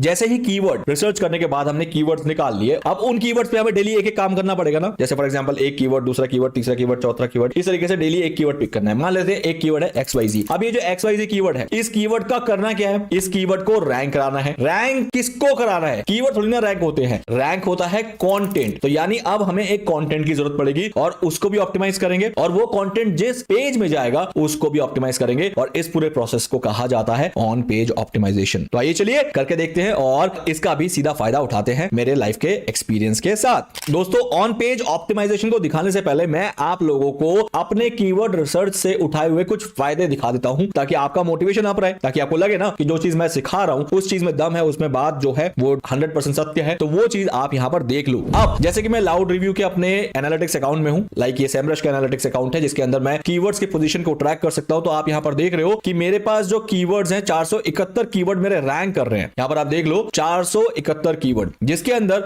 अगर मैं बात करूं और 23 आवर्स एगो ही अपडेट हुआ है लिस्ट, तो इसका मतलब बहुत ही फ्रेश डेटा है। और इसमें अगर मैं दिखाऊं तो आप देख रहे हो कि मेरे कीवर्ड जो हैं दिन ब दिन रैंक हासिल कर रहे हैं। यहां पर थोड़ा सा डाउन हो गया बिकॉज हमने इसमें काम थोड़ा सा करना बंद कर दिया, बट ठीक है, मैं आपको मेन जिस्ट पे लाता हूं जो कि मुझे यहां पर आपको दिखाना है। अब आप यहां पर देखो कि 1 से 100 कीवर्ड, 471 कीवर्ड एक ही लिस्ट में तो दिखा नहीं पाएगा, 1 से 100 कीवर्ड का देख लो। तो गाइस ये है वो कीवर्ड जिन पे हम रैंक कर रहे हैं। ये है लास्ट वीक की पोजीशन और ये है इस वीक की पोजीशन। तो आप देख रहे हो कि बेस्ट हेडफोन्स अंडर 6000, इस पे लास्ट वीक में भी हम सेकंड पे रैंक कर रहे थे, आज भी सेकंड पे रैंक कर रहे हैं। इस कीवर्ड पे लास्ट वीक पे भी हम थर्ड पे कर रहे थे, यहां पर थर्ड पे कर रहे हैं। लेकिन इस कीवर्ड पे हम एक ड्रॉप हो गए। ड्रॉप होने का रीजन कुछ भी हो सकता है, अब ये हमें देखना पड़ेगा कि ड्रॉप होने का रीजन क्या था, ताकि हम दोबारा काम करें और दोबारा अपनी पोजीशन को और बेहतर कर पाए। और इस तरीके से आप देख रहे हो 5th में रैंक कर रहे हैं, 6th में रैंक कर रहे हैं, 7th पे, 8th पे, 9th पे, यानी हम मैक्सिमम कीवर्ड जो है हमारे मेन टारगेटेड कीवर्ड्स हैं, इन कीवर्ड पे हम टॉप 10 में रैंक कर रहे हैं, फर्स्ट पेज पे रैंक कर रहे हैं। और इसका सीधा श्रेय ही जाता है हमारे कीवर्ड रिसर्च को। क्यों? क्योंकि कीवर्ड रिसर्च अगर नहीं होता और मैं आंख बंद करके अपने कोई भी कंटेंट को लिखा जाता और आंख बंद करके ही किसी भी अक्कड़ बक्कड़ बम्बे वो कीवर्ड को उठा के उस पर ऑप्टिमाइजेशन शुरू कर देता, तो बाद में पता लगता है मैं उस पर रैंक ही नहीं कर रहा। रैंक क्यों नहीं कर रहा? क्योंकि उस पर इतना कॉम्पिटिशन था कि हमें पता ही नहीं था। बस उसका ही सीधा हमने यहां पर एक वे आउट निकाल लिया है इस टूल के मदद से। और एक और चीज बता दूं, ये टूल आपके लिए भी हो सकता है, आपको तो पता ही है, जैसे कि मैं अपने हर यूट्यूब वाले वीडियो में बता ही देता हूं कि अगर आपको सेमरश का 14 डेज का फ्री ट्रायल चाहिए जिसके अंदर पूरा आपको यही A to Z मिलेगा, पूरा प्रो फीचर मिलेगा, एक बार में इन कीवर्ड्स को जाओ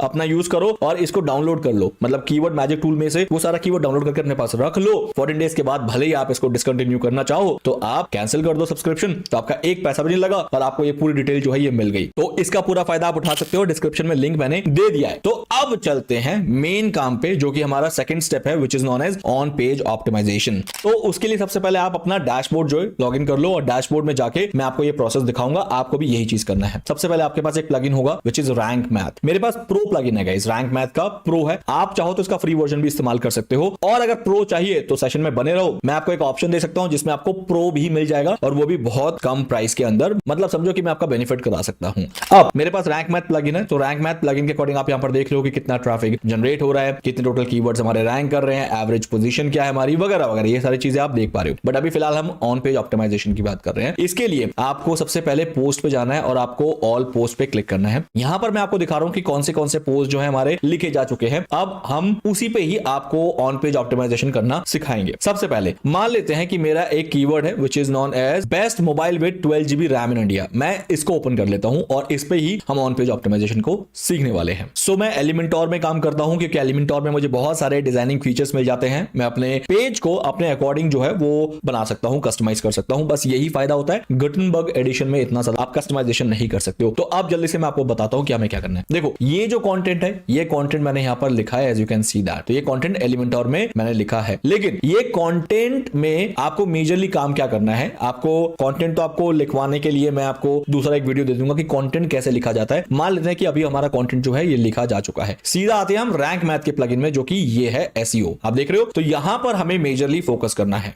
अब अगर आप ध्यान से देखोगे तो यहां पर 81 का स्कोर अचीव किया है, 100 इज अ मैक्सिमम। और अगर ये ग्रीन हो गया तो मतलब आपने मैक्सिमम SEO स्कोर जो है वो अचीव कर लिया है। जरूरी नहीं है कि आपको पूरा 100% ही अचीव करना होता है। अगर ये ग्रीन हो गया तो बहुत अच्छी बात है। नाउ नेक्स्ट चीज क्या है वो मैं आपको दिखा देता हूं। सबसे पहले गाइस आप अपना फोकस कीवर्ड यहां पर लिखोगे। फोकस कीवर्ड वो कीवर्ड होता है जो कि अभी हमने कीवर्ड रिसर्च से निकाला था जस्ट लास्ट स्टेप में। उसी कीवर्ड को आप यहां पर लिखोगे। जैसे कि हमारे केस में है best mobile with 12 GB RAM. मैं इस कीवर्ड पे गूगल पे रैंक करना चाहता हूं। मैं इस कीवर्ड पे उन ऑडियंस को टारगेट करना चाहता हूं जो कि 12 GB रैम में बेस्ट मोबाइल को ढूंढ रहे हैं इस टाइम पे। और अगर मेरा कंटेंट उन्हें मिल गया और अच्छा लगा मेरा कंटेंट, तो डेफिनेटली वो मेरे वाले एफिलिएट लिंक पे क्लिक करके हो सकता है इसे बाय कर ले और यहीं से मेरा एफिलिएट मार्केटिंग भी हो जाएगा। बट अभी हम सिर्फ SEO में फोकस कर रहे हैं। अब जैसे ही मैंने इसको यहां पर कीवर्ड दे दिया है, आप एक से ज्यादा भी कीवर्ड दे सकते हो, ऐसी कोई बात नहीं कि आप एक ही कीवर्ड दोगे। हाँ, फ्री वाले वर्जन में आपको रैंक मैथ का इतना फायदा नहीं होगा जितना कि प्रीमियम में होगा। जैसे कि मैं इसमें बहुत सारे कीवर्ड्स और भी डाल सकता हूं। अब जो मेन पॉइंट है उस पे आते हैं। गाइस देखो, ये जितनी डिटेल्स है ना यहां पर, इनको आपको अचीव करना होता है और ये जो सारे पॉइंट्स है इनको अचीव करना मतलब आपका ऑन पेज ऑप्टिमाइजेशन हो गया है। कितने सारे पॉइंट है मान लेते हैं, 1 2 3 4 5 6 7 8 9 10 11 12 13 14 एंड देन 15 16 17 18। ये मैंने इसलिए हटा दिया कि इसकी जरूरत नहीं है, ये इनका खुद का इंटरनल है। 19 20 21। तो गाइस 21 ऐसे पॉइंट है जो कि आपको इस पेज में ध्यान रखने हैं कि अगर आपने उनको ऑप्टिमाइज कर दिया तो आपके चांसेस जो हैं गूगल पे रैंक करने के वो बढ़ जाते हैं। अब एक एक को जल्दी से हम पढ़ लेते हैं कि कौन से यहां पर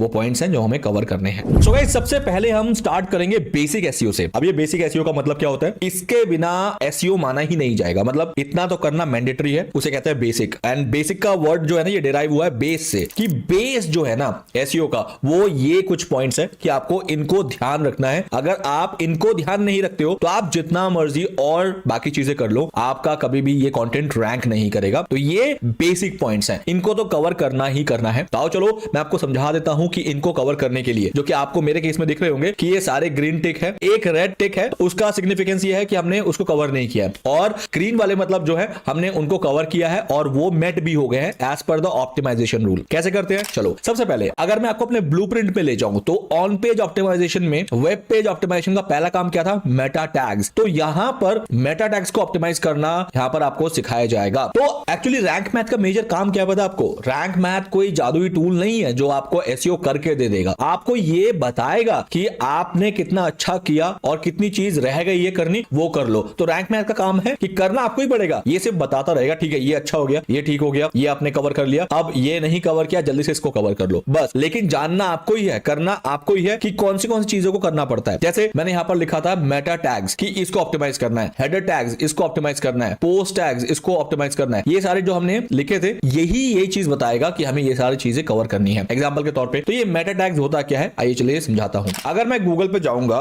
लेट्स सपोज गूगल पे गया और यहां पर मैंने लिखा best mobile with 12 GB RAM मान लेते हैं। अब यहां पर आप देख रहे हो यहां पर बहुत सारे जो कंटेंट है वो रैंक कर रहे हैं, मतलब बहुत सारे पेजेस रैंक कर रहे हैं। अब कोई भी आप पेज उठा लो यहां पर, उसमें आपको दो चीज कॉमन मिलेगी, एक ये जो क्लिकेबल लिंक है इसको कहते हैं मेटा टाइटल, और उसके बाद जो ये नीचे ग्रे पोर्शन है जो कि आप क्लिक नहीं कर सकते हैं, सिर्फ उसमें थोड़ा सा और कंटेंट को बढ़ाया गया है, तो ये मेटा डिस्क्रिप्शन है। और इन दो चीज के अलावा एक और चीज है which is known as this one, ये जिस पे आपको एक और क्लिकेबल लिंक दिख रहा है, this one is the clickable, मतलब ये इसी का ही पार्ट है, बट इसे कहते हैं URL, जिसमें आपको ये बताया जाता है कि आपका जो वेबसाइट है वो कौन सा है, आप कौन सी वेबसाइट में लैंड करने वाले हो, यूजर को बताया जाता है। जैसे कि ये reliancedigital.in है और पेज कौन सा है, 12 GB रैम मोबाइल वाला पेज है, ये भी मोबाइल वाला पेज है लेकिन 12 GB अबव रैम पूरा नहीं आया क्योंकि इसका शायद URL बड़ा था। तो इस पूरे को कहते हैं सर्च इंजन रिजल्ट पेज। यहां पर जितने भी आपको रैंक करते हुए मिलेंगे उनमें हर चीज बिल्कुल स्टैंडर्ड है। सबसे पहले आपका ग्रे में URL आएगा, उसके बाद आपका मेटा टाइटल आएगा और उसके बाद आपका मेटा डिस्क्रिप्शन आएगा। Am I clear? तो वापस आता हूं। अब हमारा सबसे पहला काम होगा मेटा टैगिंग करना। यहां पर as per this optimisation rule meta tagging. अब मेटा टैगिंग बेसिक एसईओ का बहुत बड़ा पार्ट है, क्योंकि ये अगर नहीं करोगे तो आप एसईओ में एसईओ कर भी रहे हो ना, ये कंसीडर ही नहीं होगा। कैसे समझाता हूं। जैसे मान लेते हैं इस पेज की मेटा टैगिंग करनी है मुझे, तो इस पेज की मेटा टैगिंग कहां पर होती है, मान लेते हैं ये वाला लेता हूं मैं, इसको ओपन करता हूं और अब इस पेज में मेटा टैगिंग है कहां पर है, कैसे पता लगेगा? तो मेटा टैगिंग एक्चुअली में पेज के अंदर नहीं दिखता, पेज के सोर्स कोड में दिखता है जो कि गूगल के बॉट्स पढ़ते हैं। और इसके अलावा मेटा टाइटल जो है वो आपको यहां पर दिख जाएगा लाइक दिस। जैसे मैं होवर करूंगा ना, अपने कर्सर को क्लिक नहीं करूंगा, होवर करूंगा तो एक ब्लैक कलर का पॉपअप बॉक्स बन के आ गया, विच इज जहां पर लिखा है best 12 GB RAM phone in India bracket 21 जनवरी 2023 फिर digit.in वगैरह वगैरह। ये है मेटा टाइटल और ये हो गया URL। मेटा टाइटल भी दिख गया, स्लग भी दिख गया। URL को यहां पर स्लग भी बोल सकते हो आप, URL और स्लग एक ही बात है, तो आप दोनों को कोई भी नाम दे सकते हो। तो ये दोनों चीज दिख गई, लेकिन मेटा डिस्क्रिप्शन नहीं दिखा। इसके लिए इस पेज के आपको सोर्स कोड में जाना पड़ेगा, which is right click and then view page source. अब यहां पर आ गया ना, यहां पर होता है मेटा डिस्क्रिप्शन। जैसे ये मेटा मेटा मेटा दिख रहा है आपको, यही सारी चीजें हैं जहां पर वो सारे आपके टैगिंग जो है छुपे हुए हैं। ढूंढने के लिए सबसे पहले आप क्या करोगे, कंट्रोल F करते ही आप लिखोगे टाइटल। जैसे आप टाइटल लिखोगे तो आपका यहां पर टाइटल दिख गया, ये रहा, ये वो टाइटल है जो कि अभी हमने पढ़ा था। यहां पर मैच कर लो, देखो सेम चीज है बिल्कुल, क्योंकि ये मेटा टाइटल है। अब इसके बाद आप डिस्क्रिप्शन को लिखो, डिस्क्रिप्शन, तो आप देखोगे यहां पर आपको मेटा नेम डिस्क्रिप्शन भी आ गया, ये रहा मेटा नेम डिस्क्रिप्शन जो है ये है best 12 GB RAM mobile phone January जो भी है, ये इसका डिस्क्रिप्शन है। As you can see that ये पूरा जो है ये डिस्क्रिप्शन है, जहां तक ये ले जा रहा है ये इसका डिस्क्रिप्शन। तो इसे गूगल के बॉट्स पढ़ते हैं। आपको लगता होगा कि गूगल के बॉट्स यहां पर आते हैं, इस पेज में आते हैं, बिल्कुल भी नहीं। गूगल के बॉट्स यहां पर नहीं आते दोस्त, गूगल के बॉट्स हमेशा इस पेज पे आते हैं। उसके लिए ये है कंटेंट, ये कंटेंट नहीं है, ये तो यूजर के लिए है, ये तो एक ह्यूमन के लिए है। इसी का ही जो सोर्स वाला वर्जन होता है, इसमें पूरा कंटेंट छुपा हुआ है, इसमें एक एक छोटी से छोटी डिटेलिंग छुपी हुई है जो कि गूगल बॉट्स को पढ़ना होता है। इसी के चलते अब हम क्या करेंगे, हम इस पेज का मेटा टैगिंग करने वाले हैं। इस पेज का मेटा टैगिंग करने के लिए आपको क्या करना है, हमने यहां पर देखा कि ये रहा हमारा वाला प्रीव्यू, ये हमारा सर्च इंजन रिजल्ट पेज का वो स्निपेट है जो कि अगर हम रैंक करते हैं तो हमारा भी कुछ ऐसा ही दिखेगा। तो इसके लिए आपको क्या करना है, एडिट स्निपेट पे क्लिक करना है और ये रहा कहानी जहां पर आपको टाइटल लिखना है, this is Meta title, this is your URL and this is your description. यहां पर आप जो भी लिखोगे वो आपका यहां पर आने वाला है। यहां पर ये कौन सी जगह है, ये सर्प है। I hope it is clear. अब मैं आपको रूल्स बताता हूं कि टाइटल कैसे लिखना होता है, परमालिंक कैसे लिखना होता है, which is also known as URL, which is also known as slug, और डिस्क्रिप्शन कैसे लिखना होता है। ये तीनों के कुछ रूल बताऊंगा, बहुत इंपॉर्टेंट है, समझ लो, मजा आ जाएगा। सबसे पहले स्टार्ट करते हैं टाइटल के रूल से। सबसे पहला ध्यान रखना, टाइटल में आपका टाइटल जो है वो 50 से 60 कैरेक्टर्स के बीच में होना चाहिए। अब कैरेक्टर्स का मतलब समझ लो कि 1 2 3 इसे कहते हैं कैरेक्टर। इस तरीके से आपका 50 से 60 कैरेक्टर के बीच में आपका पूरा जो टाइटल है वो खत्म हो जाना चाहिए। तो फॉर एग्जांपल 1 2 3 4 5 स्पेस स्पेस भी कैरेक्टर है। 6, 7, 8, 9, 10, 11, 12 इस तरीके से ये पूरा जो है ये आपके 50 से 60 कैरेक्टर्स के बीच में आना चाहिए। और मैक्सिमम इसकी कोई ऐसी लिमिट तो नहीं है, लेकिन अगर 50-60 से ऊपर चला जाता है तो यहां पर डॉट डॉट डॉट आ जाते हैं, जो कि मैंने यहां पर दिखाया था कि कुछ चीजें डॉट डॉट में चली गई थी क्योंकि उनका जो यूआरएल है वो बढ़ गया था। जैसे ये सारे यूआरएल जो है बिल्कुल उस लिमिट के अंदर है जहां पर यहां पर कोई भी डॉट डॉट डॉट नहीं दिखा रहा है। अदरवाइज यहां पर अगर ये बड़ा हो जाता तो ये इतना सा कट के डॉट डॉट डॉट आ जाता, विच doesn't seems good for user, क्योंकि यूजर को पता नहीं लगता कि मैं क्या पढ़ रहा हूं और वो शायद आपका सीटीआर में इफेक्ट करेगा। क्यों? क्योंकि वो क्लिक ही नहीं करेगा, वो दूसरे में चला जाएगा। बस इसलिए ध्यान रखना कि this is the rule number 1 कि 50 से 60 कैरेक्टर के बीच में रखना। सेकंड जो आप रखोगे दैट इज कि आपको अपने इस टाइटल के अंदर अपना प्राइमरी कीवर्ड को इंसर्ट करना जरूरी है। अब ये प्राइमरी कीवर्ड कौन सा है जो कि हमने कीवर्ड रिसर्च से निकाला है। जैसे कि मेरे केस में क्या था, ये देखो best mobile with 12GB RAM, ये देखो मेरे टाइटल में भी है best mobile with 12GB RAM. बस इसे कहते हैं रूल नंबर 2 ऑफ टाइटल कि आपको अपना प्राइमरी कीवर्ड जो है अपने टाइटल के अंदर रखना है। और बाकी आप इसके अलावा एक अच्छा सा थर्ड रूल जो है, ये एक जनरल रूल है जो कि हर किसी को ध्यान रखना है कि आपको अपना टाइटल जो है बहुत ही मीनिंगफुल रखना है। What do you mean by meaningful? ऐसा नहीं है कि आप कीवर्ड रखने के चक्कर में अपने टाइटल की ऐसी तैसी कर रहे हो कि आप कुछ भी लिखे जा रहे हो और जिसका कोई सेंस नहीं बन रहा, कोई सेंटेंस नहीं बन रहा, कोई लाइन नहीं बन रहा। एक मीनिंगफुल सेंटेंस बनना बहुत जरूरी है। ये थर्ड एंड फाइनल रूल होता है टाइटल बनाने का। अगर आपको SEO optimize point of view से टाइटल बनाना है तब उस केस में तो आप इन 3 चीजों का ध्यान रखोगे टाइटल के केस में। अगर आपको समझ आ गया तो जल्दी से कमेंट में लिख दो yes I got to know how to write an optimize title. जल्दी से लिख दो फटाफट से। नाउ ये हो गया मेरा टाइटल, मेरा बन गया। जैसे आप देख रहे हो हमारे टाइटल में कुछ हमने वेरिएबल्स भी यूज किए हैं, विच इज कि मैं चाहता हूं कि मेरा टाइटल जो है best mobile with 12GB RAM in India January 2023। अब ये जनवरी 2023 कैसे आया? ये वेरिएबल्स होते हैं जो कि ऑटोमेटिक रैंक मैथ के थ्रू आ जाते हैं। रैंक मैथ के प्रीमियम होने का ये भी एक फायदा है। और अब जब भी कोई यूजर फरवरी में आएगा उसे यहां पर फरवरी दिखाई देगा, जब भी कोई यूजर यहां पर मार्च में आएगा उसे मार्च दिखाया जाएगा। वो ऑटोमेटिकली यहां पर जो है ना अपना डेट मंथ चेंज करता रहेगा। तो ये एक फायदा है जो कि यूजर को लगेगा कि एक लेटेस्ट कंटेंट है। आपने देखा होगा कि मैक्सिमम केस में, ये देखो मैक्सिमम केस में इस पर्टिकुलर प्रोसेस को इस्तेमाल किया जाता है। ये प्रोसेस नहीं है, ये एक मार्केटिंग ट्रिक है जिसको इस्तेमाल किया जाता है by all the big brands. Even जितने भी बिग ब्रांड हैं उनके थ्रू भी आप देख रहे हो ये एक स्ट्रैटेजी है और मैं भी इस स्ट्रैटेजी को इस्तेमाल जरूर करता हूं। तो this is our first thing जो हमने टाइटल के केस में इस्तेमाल किया है, सिंपल। अब आते हैं लिंक के केस पे। गाइस लिंक जिसे हम परमालिंक भी बोलते हैं, इसको भी ऑप्टिमाइज करने का सिंपल तरीका है परमालिंक। अब परमालिंक को ऑप्टिमाइज करने के भी मैं कुछ रूल्स बता देता हूं। जैसे रूल नंबर 1, सबसे पहले आप कोशिश करोगे कि आपके परमालिंक में आपका कीवर्ड हो। जैसे मेरे केस में best mobile 12GB RAM India ये आ गया है, मेरा कीवर्ड आ गया, दैट इज गुड। सेकंड, आपको ध्यान रखना है कि आपके परमालिंक जो है वो शॉर्ट एंड क्रिस्प हो। अगर आपका जो कीवर्ड होता है best mobile phone in India with 12GB RAM for main, अगर ये कीवर्ड होता तो आप इतना बड़ा परमालिंक नहीं बनाते। उसमें से आप फॉर हटाते, उसमें से आप इन हटाते, मतलब वो सारे प्रीपोजिशंस, वो सारे आपके नाउन्स ये सब हट जाएंगे जो कि परमालिंक में नहीं आने चाहिए, जो कि आपके कंटेंट को बढ़ाए जा रहे हैं। अगर यहां पर होते तो मैं वो जरूर हटाता। जैसे कि मैंने यहां से विद, ये विद लिखा था, यहां पर आपको परमालिंक में विद नजर नहीं आएगा, तो ये आपको ध्यान रखना है। लेकिन जो मेन वर्ड्स हैं जो कि एक्चुअली में प्रोनाउन है वो आपके यहां पर आने चाहिए। जैसे कि बेस्ट मोबाइल 12GB रैम, ये इसलिए आना चाहिए क्योंकि यही वो सर्च है जो कि आपका ऑडियंस कर रहा है और that really plays very very important role. तो इसलिए आपको इसका ध्यान रखना है। आई होप आपको सेकंड वाला पॉइंट भी क्लियर हो गया, शॉर्ट एंड क्रिस्प। तो मेजरली परमालिंक के केस में ये दोनों चीजें आपको खाली ध्यान रखना है, इसके अलावा आपको और कुछ भी ध्यान नहीं रखना है। फाइनल हमारे मेटा टैगिंग के अंदर जो आता है that is known as meta description, जिसे आप सिर्फ डिस्क्रिप्शन भी बोल सकते हो। It depends on you. बाद में लोग कंफ्यूज हो जाते हैं कि सर इसमें तो मेटा लिखा नहीं है, आप इसे मेटा डिस्क्रिप्शन क्यों बोल रहे हो? तो इसलिए मैं इसको मेटा डिस्क्रिप्शन नहीं लिख रहा हूं। जो चीजें यहां पर जैसी से लिखी है मैं वैसे लिख रहा हूं ताकि आपको कोई कंफ्यूजन ना हो। डिस्क्रिप्शन का रूल नंबर 1, सबसे पहले आपका डिस्क्रिप्शन जो होना चाहिए दैट हैज टू बी 130 से लेके 150 कैरेक्टर्स के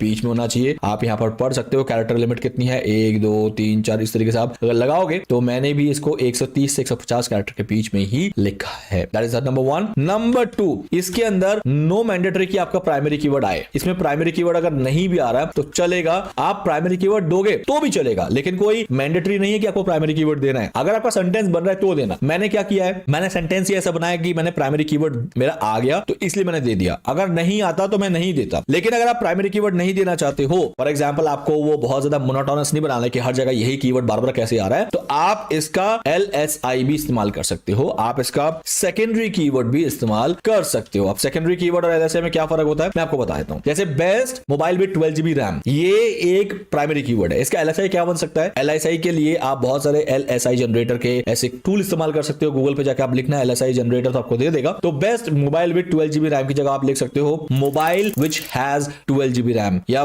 top mobiles with 12GB RAM. इस टाइप की चीजों को आप LSI में काउंट करा सकते हो। मतलब मीनिंग चेंज ना हो, वर्ड्स चेंज हो जाए, that is also known as LSI, latent semantic index. तो इससे क्या होगा, आप गूगल के उस पर्टिकुलर स्क्रूटिनी से बच जाओगे जिसके अंदर गूगल खुद ढूंढता है कि कहीं ये ओवर ऑप्टिमाइजेशन तो नहीं कर रहा, कहीं ये इस कीवर्ड के लिए डेस्परेट तो नहीं है, इसी कीवर्ड को रैंक कराने की कोशिश तो नहीं कर रहा। इस पॉइंट से बचने के लिए हमें ये सारी चीजों का ध्यान रखना होता है। तो ये होता है LSI। थर्ड जो आपको रूल का ध्यान रखना है कि अब यहां पर आपके पास लिमिट ज्यादा है टाइप करने की। यहां पर कम थी तो आपके पास लिमिट भी उतना ही था कि आप इतना ही लिख सकते हो। यहां पर ज्यादा है तो आप यहां पर 2 सेंटेंस तो मिनिमम लिख सकते हो, 2 सेंटेंस लिख सकते हो। तो मेक श्योर कि आपका 2 सेंटेंस जो है ना एक मीनिंगफुल सेंटेंस हो। ऐसा नहीं है कि आप सिर्फ कीवर्ड को स्टफ करने के चक्कर में कुछ भी लिख रहे हो। जैसे मैंने यहां पर लिखा है our team of experts has just made a list of best mobile with 12GB RAM on date. क्या है डेट? देखो आज का डेट इसने अपने आप ले लिया। जब मैं ये वीडियो बना रहा हूं आज देख लो 21 तारीख है, इसने अपने आप ले लिया। For you to help you to make an informed decision. अब मैंने यहां पर क्या किया, मैंने एक ही सेंटेंस में निपटा दिया, लेकिन सबको कवर करते हुए। आप चाहो तो उसको 2 सेंटेंस में निपटा सकते हो, लेकिन मीनिंग देना जरूरी है। ऐसा नहीं है कि आप सिर्फ कीवर्ड को स्टफ करे जा रहे हो और मीनिंग नहीं बन रहा है तो कोई फायदा नहीं होगा। एग्जांपल के केस में अगर आप यहां पर देखो best 12GB RAM mobile phone January 2023 Samsung Galaxy Oppo, इसने क्या किया बता दिया कि कौन से फोन भी हैं। तो आप यहां से भी आइडियाज लिख सकते हो। अगर आपको आइडिया चाहिए खुद कीवर्ड लिखो, देखो जो रैंक कर रहे हैं उन्होंने क्या क्या लिखा है, आप उनका आइडिया लेके भी यहां पर अपने केस में डिस्क्रिप्शन को बना सकते हो। तो this is known as the basic of your search engine optimization. तो हमने यहां पर मेटा टैगिंग को अंजाम दे दिया है। तो गाइस जिसको भी एसईओ मेटा टैगिंग का प्रॉपर ऑप्टिमाइजेशन समझ आ गया, जल्दी से एक और कमेंट करो और लिखो yes I have understood SEO Meta tagging. अगर लिखोगे तो मुझे समझ आ जाएगा कि आपको समझ आ गया है। मैं उस पे हर्ट दे दूंगा या फिर मैं उसको लाइक दे दूंगा। तो मतलब ये है कि मैंने ये आपको इन्फॉर्म कर दिया है कि मैंने आपका कमेंट पढ़ लिया है। तो जल्दी से इसको करो और फिर अब आते हैं नेक्स्ट पॉइंट पे कि बाकी की चीजें कैसे कवर करते हैं। अब ये देखो सारे ग्रीन होते हुए चले गए ना कि हमने टाइटल में भी अपना कीवर्ड यूज किया है, हमने डिस्क्रिप्शन में भी अपना कीवर्ड यूज किया है और हमने यूआरएल में ये कह रहा है कि आपका यूआरएल में आपका कीवर्ड नहीं है। क्यों नहीं है पता है? क्योंकि इसको चाहिए था एज इट इज और मैंने क्या दिया है, आप यहां पर देखो मैंने एज इट इज नहीं दिया है, मैंने बेस्ट मोबाइल में विद हटा दिया है ना, तो इसलिए इसको लग रहा है कि मैंने दिया नहीं है। हालांकि रैंक मैथ एक टूल है, मुझे पूरा भी इस पे डिपेंड नहीं होना है। मुझे क्या करना है, मुझे ये देखना है कि चीजें एक्यूरेट है ना, मतलब सेंस बन रहा है ना, क्योंकि गूगल का जो एल्गोरिथम है वो रैंक मैथ के अकॉर्डिंग नहीं चलता। रैंक मैथ कह रहा है कि अगर ऐसा हो तो अच्छा है, लेकिन गूगल का एल्गोरिथम इससे ज्यादा स्ट्रांग है। वो ये पता कर लेगा कि हाँ भैया ये सेम चीज है, मतलब इसका पेज का मीनिंग और पेज का यूआरएल सेम है। तो इसलिए मैंने नहीं दिया, just to make it more natural, कि मैंने बिल्कुल ही ओवर ऑप्टिमाइज करने के चक्कर में हर जगह वही सेम कीवर्ड यूज कर रहा हूं। मैंने उससे बचने के लिए किया है। अदरवाइज अगर आप चाहो तो आप सेम बिल्कुल एज इट इज दे सकते हो, तो आपका ये भी ग्रीन हो जाएगा। तो ये 3 चीज हमने कवर कर ली है जो कि मेटा टैगिंग का पार्ट होता है। तो गाइस अब आते हैं बाकी वाले पॉइंट्स पे, जैसे कि next focus keyword appears in the first 10% of the content. अब हम अपने कंटेंट वाले पार्ट में आ गए, अब हम मेटा टैगिंग में नहीं है। जैसे कि पहले हम सिर्फ मेटा टैगिंग कर रहे थे जिसके अंदर ये 3 चीज हो गई ना, अब कंटेंट पे आते हैं। अब ये क्या कर रहा है कि आपके फर्स्ट 10% ऑफ द कंटेंट के अंदर आपका फोकस कीवर्ड होना चाहिए। मेरा फोकस कीवर्ड क्या है? मेरा फोकस कीवर्ड है best mobile with 12GB RAM. और ये मुझे कह रहा है कि आपका कंटेंट जहां से स्टार्ट हो रहा है इसके अंदर पहले 10% में। इसका मतलब क्या हुआ कि अगर मेरा कंटेंट 2948 वर्ड का है, जैसे कि आप यहां पर देख पा रहे हो, तो फर्स्ट 10% कितना हो गया, मतलब 290 वर्ड। 290 वर्ड तक, मतलब यहां से लेके यहां तक, या फिर थोड़ा सा मुझे काउंट करना पड़ेगा कौन सा वर्ड कहां पर लिमिट हो रही है। तो मुझे इसके अंदर कहीं ना कहीं एज इट इज ये मेन कीवर्ड को यूज करना है, जो कि मैंने कर लिया है, तभी ये राइट क्लिक दिखा रहा है। तो अब कहां पर किया है एक बार देख लो। तो मैंने तो फर्स्ट लाइन में ही यूज कर लिया दोस्त, best mobile with 12GB RAM. तो इसका मतलब इसलिए इसने ग्रीन दिखा दिया। अगर मैं यहां पर कहीं पर भी यूज कर लेता इस पूरे सेक्शन के अंदर तो ये ग्रीन हो जाता। क्यों? As per the SEO optimization rule, rank math ये कहता है कि आपका जो मेन फोकस कीवर्ड है ना, जिस पे आप रैंक करने की कोशिश कर रहे हो, वो स्टार्टिंग में ही कहीं होना चाहिए, जिससे गूगल के बॉट को ये अंदाजा लग जाए कि आपका ये कंटेंट पर्टिकुलर किस कीवर्ड पे रैंक कराना चाहिए। हालांकि वो आपसे पूछेगा नहीं, गूगल आपसे ना पूछता है ना आपसे कोई सिग्नल लेता है, लेकिन वो खुद डिसाइड करता है। लेकिन वो खुद भी जब डिसाइड करता है ना, तो उसका एल्गोरिथम क्या होता है कि कौन सा कीवर्ड जो है ना प्रोमिनेंट है यहां पर इस पर्टिकुलर पेज को रैंक कराने के लिए। बस उसी का ही फायदा यहां पर हमें उठाना पड़ता है कि हम अपना फोकस कीवर्ड को ऊपर रखने की कोशिश करते हैं, और जब हम ऊपर रख देते हैं ना, तो मतलब गूगल वहीं से एक सिग्नल उठाता है कि हो सकता है इस पेज का जो रियल कीवर्ड है जिसपे लोग इसको सर्च करेंगे और ये एक बेस्ट कंटेंट माना जाएगा, वो होगा best mobile with 12 GB RAM. तो ये होता है इस पर्टिकुलर पॉइंट का मतलब, जो कि हमने कवर कर लिया है। आपको कवर करने के लिए आप कभी भी अपने फर्स्ट 10% कंटेंट में मेन कीवर्ड देना मत भूलना। आप मेन कीवर्ड दोगे तब का ये वाला पार्ट जो है कंप्लीट हो जाएगा। अब आते हैं सेकंड वाले पार्ट पे, focus keyword found in the content. मतलब आपका मेन फोकस कीवर्ड जो भी है best mobile with 12 GB RAM, ये आपके कंटेंट में है। बस यही सबसे बड़ी बात होती है, क्योंकि अगर आपके कंटेंट में आपका मेन कीवर्ड नहीं है तो गूगल कभी भी इसको पकड़ नहीं पाएगा कि आपको किस पर्टिकुलर कीवर्ड के लिए रैंक कराना है। जैसे कि अगर मैं यहां पर आपको दिखाऊं, मैं कंट्रोल F अगर करूं और मैं लिखता हूं best mobile with 12 GB RAM, तो आप देख लो गाइस पूरे कंटेंट के अंदर आपको ये 7 बार मिलेगा। कैसे? एक यहां पर मिल गया, नीचे और चलते हैं, दूसरा देखते हैं कहां पर है, और दूसरा यहां पर मिल गया, तीसरा देखते हैं कहां पर है, ये जहां पर आपको ये लाइन दिख रही है वहां आपको मिलेगा, तीसरा आपको यहां मिल गया। आप अगर देखोगे, मैं इसको लाता हूं, तो तीसरा आपको यहां पर मिल गया। तो ये जो है कंटेंट के अंदर बेस्ट 12 GB रैम जो है ये आपको मिलना चाहिए। हालांकि इस कंटेंट को अभी ऑप्टिमाइज नहीं किया गया है, इसीलिए आपको ये नहीं दिख रहा है। अदरवाइज आपको पूरे अपने कंटेंट के अंदर best mobile with 12 GB RAM को इस्तेमाल करना है। वो कैसे करना है? वो 3 मेजर फैक्टर्स उस पे इन्वॉल्व होंगे। नंबर 1, सबसे पहले डेंसिटी। आपके कंटेंट के अंदर आपका जो कीवर्ड है वो कितनी बार आना चाहिए, ये डिपेंड करेगा कि आपका कंटेंट कितना लेंदी है। जैसे मेरा कंटेंट 2948 वर्ड्स लेंदी है, मतलब ये 3000 वर्ड का अप्रोक्सीमेटली है। तो मैं मानूंगा कि अगर मैं मानता हूं एक जनरल रूल, हालांकि ऐसा कोई रूल दुनिया में डिफाइंड नहीं है, ये प्योर बेस्ड होता है एक्सपीरियंस पे कि किसको कितना सर्च इंजन ऑप्टिमाइजेशन करने का एक्सपीरियंस है। मुझे है, मैंने आपको दिखा दिया है, तो मैं उस बेसिस पे कह रहा हूं। बाकी आपको अगर किसी और का भी मानना है ये रूल तो आप मान सकते हो, बट मैं मानता हूं कि 0.5% से लेके आपको मिनिमम 1% तक का कीवर्ड जो है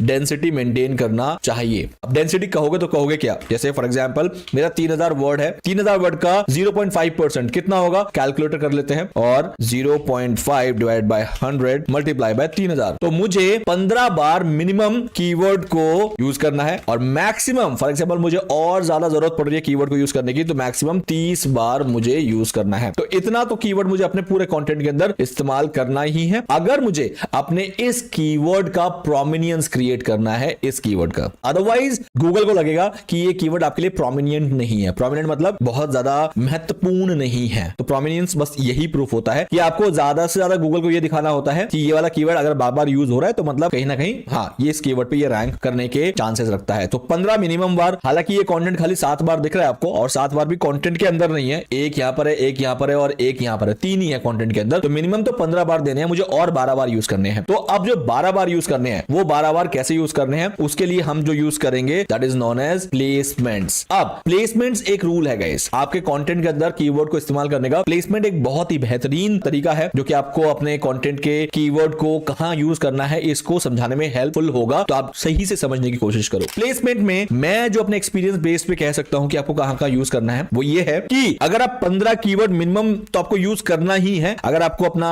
प्रोमिनेंस क्रिएट करना है। तो अब मान लेते हैं इन 15 कीवर्ड में से पहले 30% कीवर्ड, आप कितने हो गए 30% कीवर्ड इसके? 4.5, यानी मैं अप्रोक्सीमेटली 5 कीवर्ड मान लेता हूं। 5 कीवर्ड आप अपने पहले 500 वर्ड में यूज कर लो। समझ नहीं आया तो थोड़ा सा एग्जांपल देता हूं। मतलब कि आप इसका 30% कीवर्ड जो है ना आप पहले 500 वर्ड में यूज कर लो। मतलब यहां से लेके यहां तक मान लेते हैं कि आप इसको कम से कम 5 बार कीवर्ड दे दोगे। हालांकि मैंने कितनी बार दिया है? 1 बार, 2 बार, बट अभी भी 3 कीवर्ड और देने हैं। कहां तक? यहां तक। 3 कीवर्ड कैसे दोगे? बट हां, कीवर्ड देने के डेस्परेशन में ये मत भूल जाना कि आपका जो मीनिंग का सेंस है वो चेंज ना हो जाए, या फिर आपका बहुत वो अगली ना लगे, बहुत भद्दा सा ना लगे कि अननेसेसरली इतनी बार कैसे आ सकता है यार, best mobile with 12 GB RAM, best mobile with 12 GB RAM, इतनी बार कैसे आ सकता है। तो ये भी ध्यान रखना है हमें। तो इसीलिए कोशिश करना कि अगर आपका मीनिंगफुल सेंटेंस आप बना सकते हो तभी आप कीवर्ड स्टफिंग की कोशिश करना, वरना कीवर्ड स्टफिंग की बहुत बड़ी पेनल्टी होती है दोस्त। इसलिए तो ये हो गया फर्स्ट रूल, आप ध्यान रखना। 5 कीवर्ड पहले 500 वर्ड में आ जाए, और बाकी जो रहे 10 कीवर्ड उसको आप रेस्ट ऑफ द कंटेंट में यूज कर लो। इससे क्या रहेगा, आपके कीवर्ड का जो फ्लो रहेगा थ्रू आउट द कंटेंट वो बहुत ही डिस्ट्रीब्यूटेड वे में रहेगा। ऐसा नहीं है कि आपका कीवर्ड एक ही जगह पे सारे आ गए और बाकी पूरा कंटेंट जो खाली पड़ा है, बिल्कुल भी नहीं। मेरे केस में देखो, यहां पर एक बेस्ट एग्जांपल है, ऊपर 2 कीवर्ड आ गए, बीच में यहां पर कहीं कीवर्ड नहीं है, कहीं पर भी नहीं है, कैन यू सी दैट, और लास्ट में एक कीवर्ड है। तो ये एक सही ऑप्टिमाइजेशन नहीं है। आपको through out the content distributed रखना पड़ेगा अपना जो कीवर्ड है। जैसे यहां पर भी आना चाहिए था, यहां पर भी आना चाहिए था, यहां पर भी आना चाहिए था, यहां पर भी आना चाहिए था, यहां पर भी आना चाहिए था, थ्रू आउट द कंटेंट वो आना चाहिए था। बट अगर नहीं आया तो इसके 2 रीजन हो सकते हैं, या तो मैंने ऑप्टिमाइज नहीं किया, या तो फिर मैंने अपना थर्ड रूल यूज किया कंटेंट को कीवर्ड्स ऑप्टिमाइज करने का, that is known as proximity. अब ये प्रॉक्सिमिटी का क्या सीन है दोस्त, देखो प्रॉक्सिमिटी इज लाइक कहीं ना कहीं हमें गूगल की आंखों में थोड़ा सा धूल झोंकना होता है, that is known as proximity. Proximity का मीनिंग जैसे आपने बहुत बार सुना होगा कि हिंदुस्तान और पाकिस्तान के बीच में एक प्रॉक्सी वॉर चल रहा है। प्रॉक्सी वॉर मतलब कि ऑफिशियली दर्ज नहीं है कि ये वॉर है, बट फिर भी वहां से थोड़ी गोली चलती है, हम थोड़ा गोली चला देते हैं, थोड़े उनके लोग घायल हो जाते हैं, थोड़े हमारे लोग घायल हो जाते हैं, और ये कहीं भी ऑफिशियली मेंशन नहीं है कि हमारे बीच में ऐसी कोई लड़ाई चल रही है। इसे कहते हैं प्रॉक्सी। और प्रॉक्सिमिटी मतलब कि आप हमें क्या करना है, हमें एक चालाकी करनी है। क्योंकि अगर मैं अपने कंटेंट के अंदर 15 से 30 बार best mobile with 12 GB RAM इसका इस्तेमाल कर लूं, तो एक खतरनाक चीज क्या हो सकती है पता है, गूगल को समझ आ जाएगा कि मैं इस पर्टिकुलर कीवर्ड को स्पेशली रैंक कराने के लिए ये सारी चीजें कर रहा हूं। ये सारा डेस्परेशन जो है गूगल को एकदम से साफ साफ दिख जाएगा, क्योंकि गूगल को पकड़ने में बिल्कुल भी टाइम नहीं लगेगा। उसका बहुत बड़ा सर्वर है भाई, उसका जो एआई है, उसका जो एल्गोरिथम है वो इतना शार्प है। ऐसे ही नहीं गूगल वर्ल्ड का नंबर 1 जो सर्च इंजन है वो है, उसके पास बहुत सारी टेक्नोलॉजी है, बहुत बड़े बड़े कैलकुलेशंस हैं, सुपर फास्ट कंप्यूटर्स हैं जिनके अंदर ये कैलकुलेशन चुटकियों में हो जाते हैं, बिलियंस ऑफ पेजेस का वो ये पता लगा लेता है कि कौन से पेज रैंक करने के लिए रेडी हैं, कौन से एलिजिबल नहीं है, वगैरह वगैरह। तो उसको चीटिंग डेफिनेटली, मतलब सीधे मुंह तो चीटिंग नहीं कर सकते उसके साथ, लेकिन हाँ थोड़ा बहुत उससे चालाकी कर सकते हैं। आफ्टर ऑल वो भी एक रोबोट है, रोबोट को कंफ्यूज करा जा सकता है एक हद तक, लेकिन उससे जीता नहीं जा सकता सीधे मुंह। तो अब यहां पर प्रॉक्सिमिटी का मतलब है कि हम यूज करेंगे LSI कीवर्ड्स का। मतलब अगर आप अपने पूरे कंटेंट में 15 कीवर्ड इस्तेमाल कर रहे हो, तो 15 के 15 आप 12 GB या best 12 GB RAM mobile phone जो कि मेरा मेन कीवर्ड है उसको मत यूज कर लेना। आप हर बार अलग अलग कीवर्ड का इस्तेमाल करना जिसका सेंस वही बने कि बेस्ट 12 GB मोबाइल वगैरह वगैरह, जो कि मेरा मेन कीवर्ड है। अगर मैं दोबारा आपको दिखाऊं तो मेरा मेन कीवर्ड जो है that is best mobile with 12 GB RAM. Meaning बिल्कुल यही बनना चाहिए, लेकिन कतई उसका जो वर्ड है वर्ड टू वर्ड मैच ना हो, क्योंकि best mobile with 12 GB RAM पूरे कंटेंट के अंदर बार बार अगर आएगा ना तो ये यूजर के लिए भी अच्छा नहीं है, और यूजर के लिए अच्छा नहीं है तो गूगल तो बोलेगा भैया मेरा यूजर ही खुश नहीं है, और मेरे यूजर को ही ये बहुत स्पैमी सा लगेगा कि यार क्या बार बार ये चीज आ रही है जिसका कोई मीनिंग नहीं बन रहा। तो गूगल तो आपको दूध में मक्खी की तरह उठा के फेंक देगा, बोलेगा चलो जाओ टाटा बाय बाय, आपका कंटेंट हमारे लिए किसी काम का नहीं है। तो इसीलिए हम प्रॉक्सी का इस्तेमाल करते हैं। प्रॉक्सी के इस्तेमाल में क्या क्या होता है, देखो मेरा मेन कीवर्ड क्या है, best mobile with 12 GB RAM, ये हो गया। तो इसका जो प्रॉक्सी लग सकता है वो कैसे लग सकता है कि आप LSI कीवर्ड जनरेटर इस्तेमाल कर लो। अगर आपके दिमाग में नहीं आ रहा कि मैं कौन से इसका LSI यूज कर सकता हूं, इसी का ही दूसरे वेरिएंट यूज कर सकता हूं, तो आप एक काम करो कि research.co पे पहुंच जाओ, जो कि गूगल पे अगर आप लिखोगे LSI कीवर्ड जनरेटर तो मिल जाएगा। यहां पर मैंने अपना वो कीवर्ड मेन लिख दिया, I am not a robot कर दिया, सर्च पे क्लिक कर दिया। सर्च पे क्लिक करते ही मुझे लॉट्स ऑफ LSI कीवर्ड देना शुरू कर देगा, और जिसका मैं इस्तेमाल अपने साइट के अंदर कर सकता हूं। एग्जांपल के तौर पे यहां पर 1 वर्ड, 2 वर्ड, 3 वर्ड, ये तीनों के मुझे कंटेंट दे दिए गए कि आप इन वर्ड्स का इस्तेमाल करोगे तो वो सिमिलर माना जाएगा आपके मेन कीवर्ड से, कि इनका भी इस्तेमाल करके आप अपने कंटेंट का जो पोटेंशियल है पर्टिकुलर इस कीवर्ड के लिए बढ़ा सकते हो। जैसे आप फोन वर्ड का इस्तेमाल ज्यादा करो, आप मोबाइल वर्ड का इस्तेमाल करो, आप सैमसंग, ऑफ कोर्स ये मोबाइल फोन में आता है, Samsung Galaxy, OnePlus, ultra phone, ये सब कुछ भी है, आप इसका इस्तेमाल करके लेटेंट सेमेंटिक इंडेक्स को आप यहां पर स्ट्रांगली क्रिएट कर सकते हो। अब देखो यहां पर हुआ क्या, बेस्ट मोबाइल की जगह मैंने बता दिया best phones with 12 GB RAM. As it is keyword तो नहीं हुआ ना, मोबाइल की जगह फोन रिप्लेस हो गया, mobile phones with 12 GB RAM best हट गया। देन आप यहां पर लिख सकते हो 12 GB रैम मोबाइल फोन, तो ये एक LSI हो गया। तो कितने सारे LSI बन रहे हैं एक बार हम बना ही लेते हैं एग्जांपल के तौर पे। सबसे पहले चलते हैं 12 GB रैम, इसको कॉपी करते हैं, एंटर, और इसके साथ लगा देते हैं बेस्ट फोन्स विद, यानी best phones with 12 GB RAM, बन गया एक LSI। देन दूसरा LSI बनाते हैं, कैसे बनाना है, मान लेते हैं mobile phones with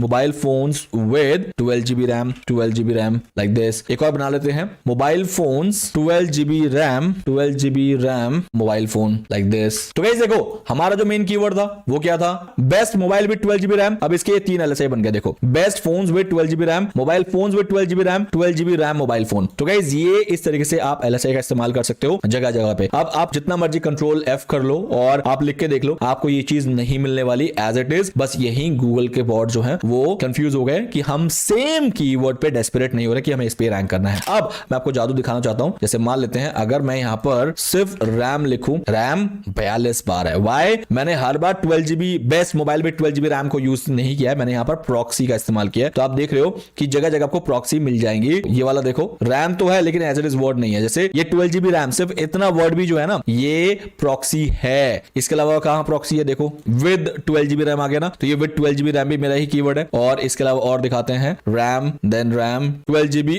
of RAM, then RAM. तो यानी मैं 12 GB रैम इसको कितना प्रमोट कर रहा हूं, 12 GB ऑफ रैम। देख रहे हो? तो यानी 12 GB रैम कहीं ना कहीं मेरे लिए एक ऐसा कीवर्ड साबित हो रहा है जो कि मेरे लिए LSI है, LSI of my main keyword. तो मेरे मेन कीवर्ड को ये क्या कर रहा है? सपोर्ट कर रहा है, जिस वजह से मेरा जो मेन कीवर्ड है उसका डेस्परेशन क्रिएट नहीं हो रहा है। और डेस्परेशन क्रिएट नहीं हो रहा है तो गूगल को मैं आसानी से चकमा दे सकता हूं, या फिर सीधी वर्ड में और एक जेन्युइन वर्ड में मैं इसको कन्विंस कर रहा हूं कि मेरा ये वाला जो कीवर्ड है मेरा सबसे मेन कीवर्ड है, मैं इससे रैंक कर जाता हूं। तो ये थी कहानी आपके कंटेंट के अंदर प्रॉक्सिमिटी क्रिएट करने की। तो 3 चीज सीख गए गाइस हम। 3 चीजें कौन से सीख गए कंटेंट के अंदर गाइस? एक तो डेंसिटी मेंटेन करना है आपको, कि आपको मिनिमम 0.5% का मेन कीवर्ड और LSI दोनों मिला के आपको कम से कम 15 कीवर्ड रखने हैं अगर 3000 वर्ड का आपका कंटेंट है, या मैक्सिमम 1% अगर आपको बहुत ज्यादा और इस्तेमाल करने की जरूरत पड़ रही है तो। इसके अलावा प्लेसमेंट, कि हमारे कीवर्ड्स कहां कहां होने चाहिए कंटेंट के अंदर। तो गाइस पहले 5 कीवर्ड जो कि है 30%, वो पहले 500 वर्ड में इस्तेमाल कर लो, रेस्ट 10 कीवर्ड जो है रेस्ट ऑफ द कंटेंट में इस्तेमाल कर लो। ये सेकंड चीज सीखी। तो फर्स्ट था डेंसिटी, सेकंड था प्लेसमेंट, थर्ड था प्रॉक्सिमिटी। प्रॉक्सिमिटी में आपको LSI कीवर्ड्स का इस्तेमाल करना है, ना कि आपको सेम कीवर्ड को ही दोहराते रहना है पूरे कंटेंट के अंदर। तो ये थी कहानी आपके कंटेंट ऑप्टिमाइजेशन की। खास ध्यान रखना, कंटेंट ऑप्टिमाइजेशन बहुत बहुत बहुत जरूरी है, क्योंकि मैंने आप लोगों को जो ब्लूप्रिंट दिया था उसके अंदर कंटेंट ऑप्टिमाइजेशन में ये सारी चीजें मेंशन थी। बाकी एक कंटेंट का लेंथ बहुत मैटर करता है आज की डेट में, कि आपका कंटेंट कितना कॉम्पिटिटिव है बाकी दूसरे कंटेंट से। अब दुनिया में 12 GB रैम के ऊपर डेफिनेटली बहुत सारे लोगों ने कंटेंट लिखा होगा ना, तो अब ये गूगल डिसाइड कैसे करेगा कि किसके कंटेंट में ज्यादा नॉलेज, ज्यादा इंफॉर्मेशन हो सकती है उसके यूजर के लिए, क्योंकि गूगल का ही यूजर है ना, यूजर मेरा थोड़ी ना है। मेरे पास तो सेकेंडरी है, गूगल में पहले जा रहा है, गूगल मुझे भेज रहा है, तो गूगल का यूजर हुआ। तो गूगल अपने यूजर को ज्यादा इंफॉर्मेशन देने के लिए क्या चेक करेगा कि कंटेंट का लेंथ किसके पास ज्यादा है। ऑफ कोर्स जिसके पास कंटेंट का लेंथ ज्यादा है उसके पास नॉलेज बाय डिफॉल्ट ज्यादा होने के चांसेस है। तो इसलिए जो वर्ड काउंट है कम से कम 2000 वर्ड तो रखना ही रखना अपने कंटेंट के अंदर, अगर आपको उसको सच में ऑप्टिमाइज करना है। तो ये थी कहानी पूरे कंटेंट को ऑप्टिमाइज करने की। आई होप गाइस यहां तक आपको क्लियर हो गया है। अब हम चलेंगे सीधा एडिशनल कंटेंट को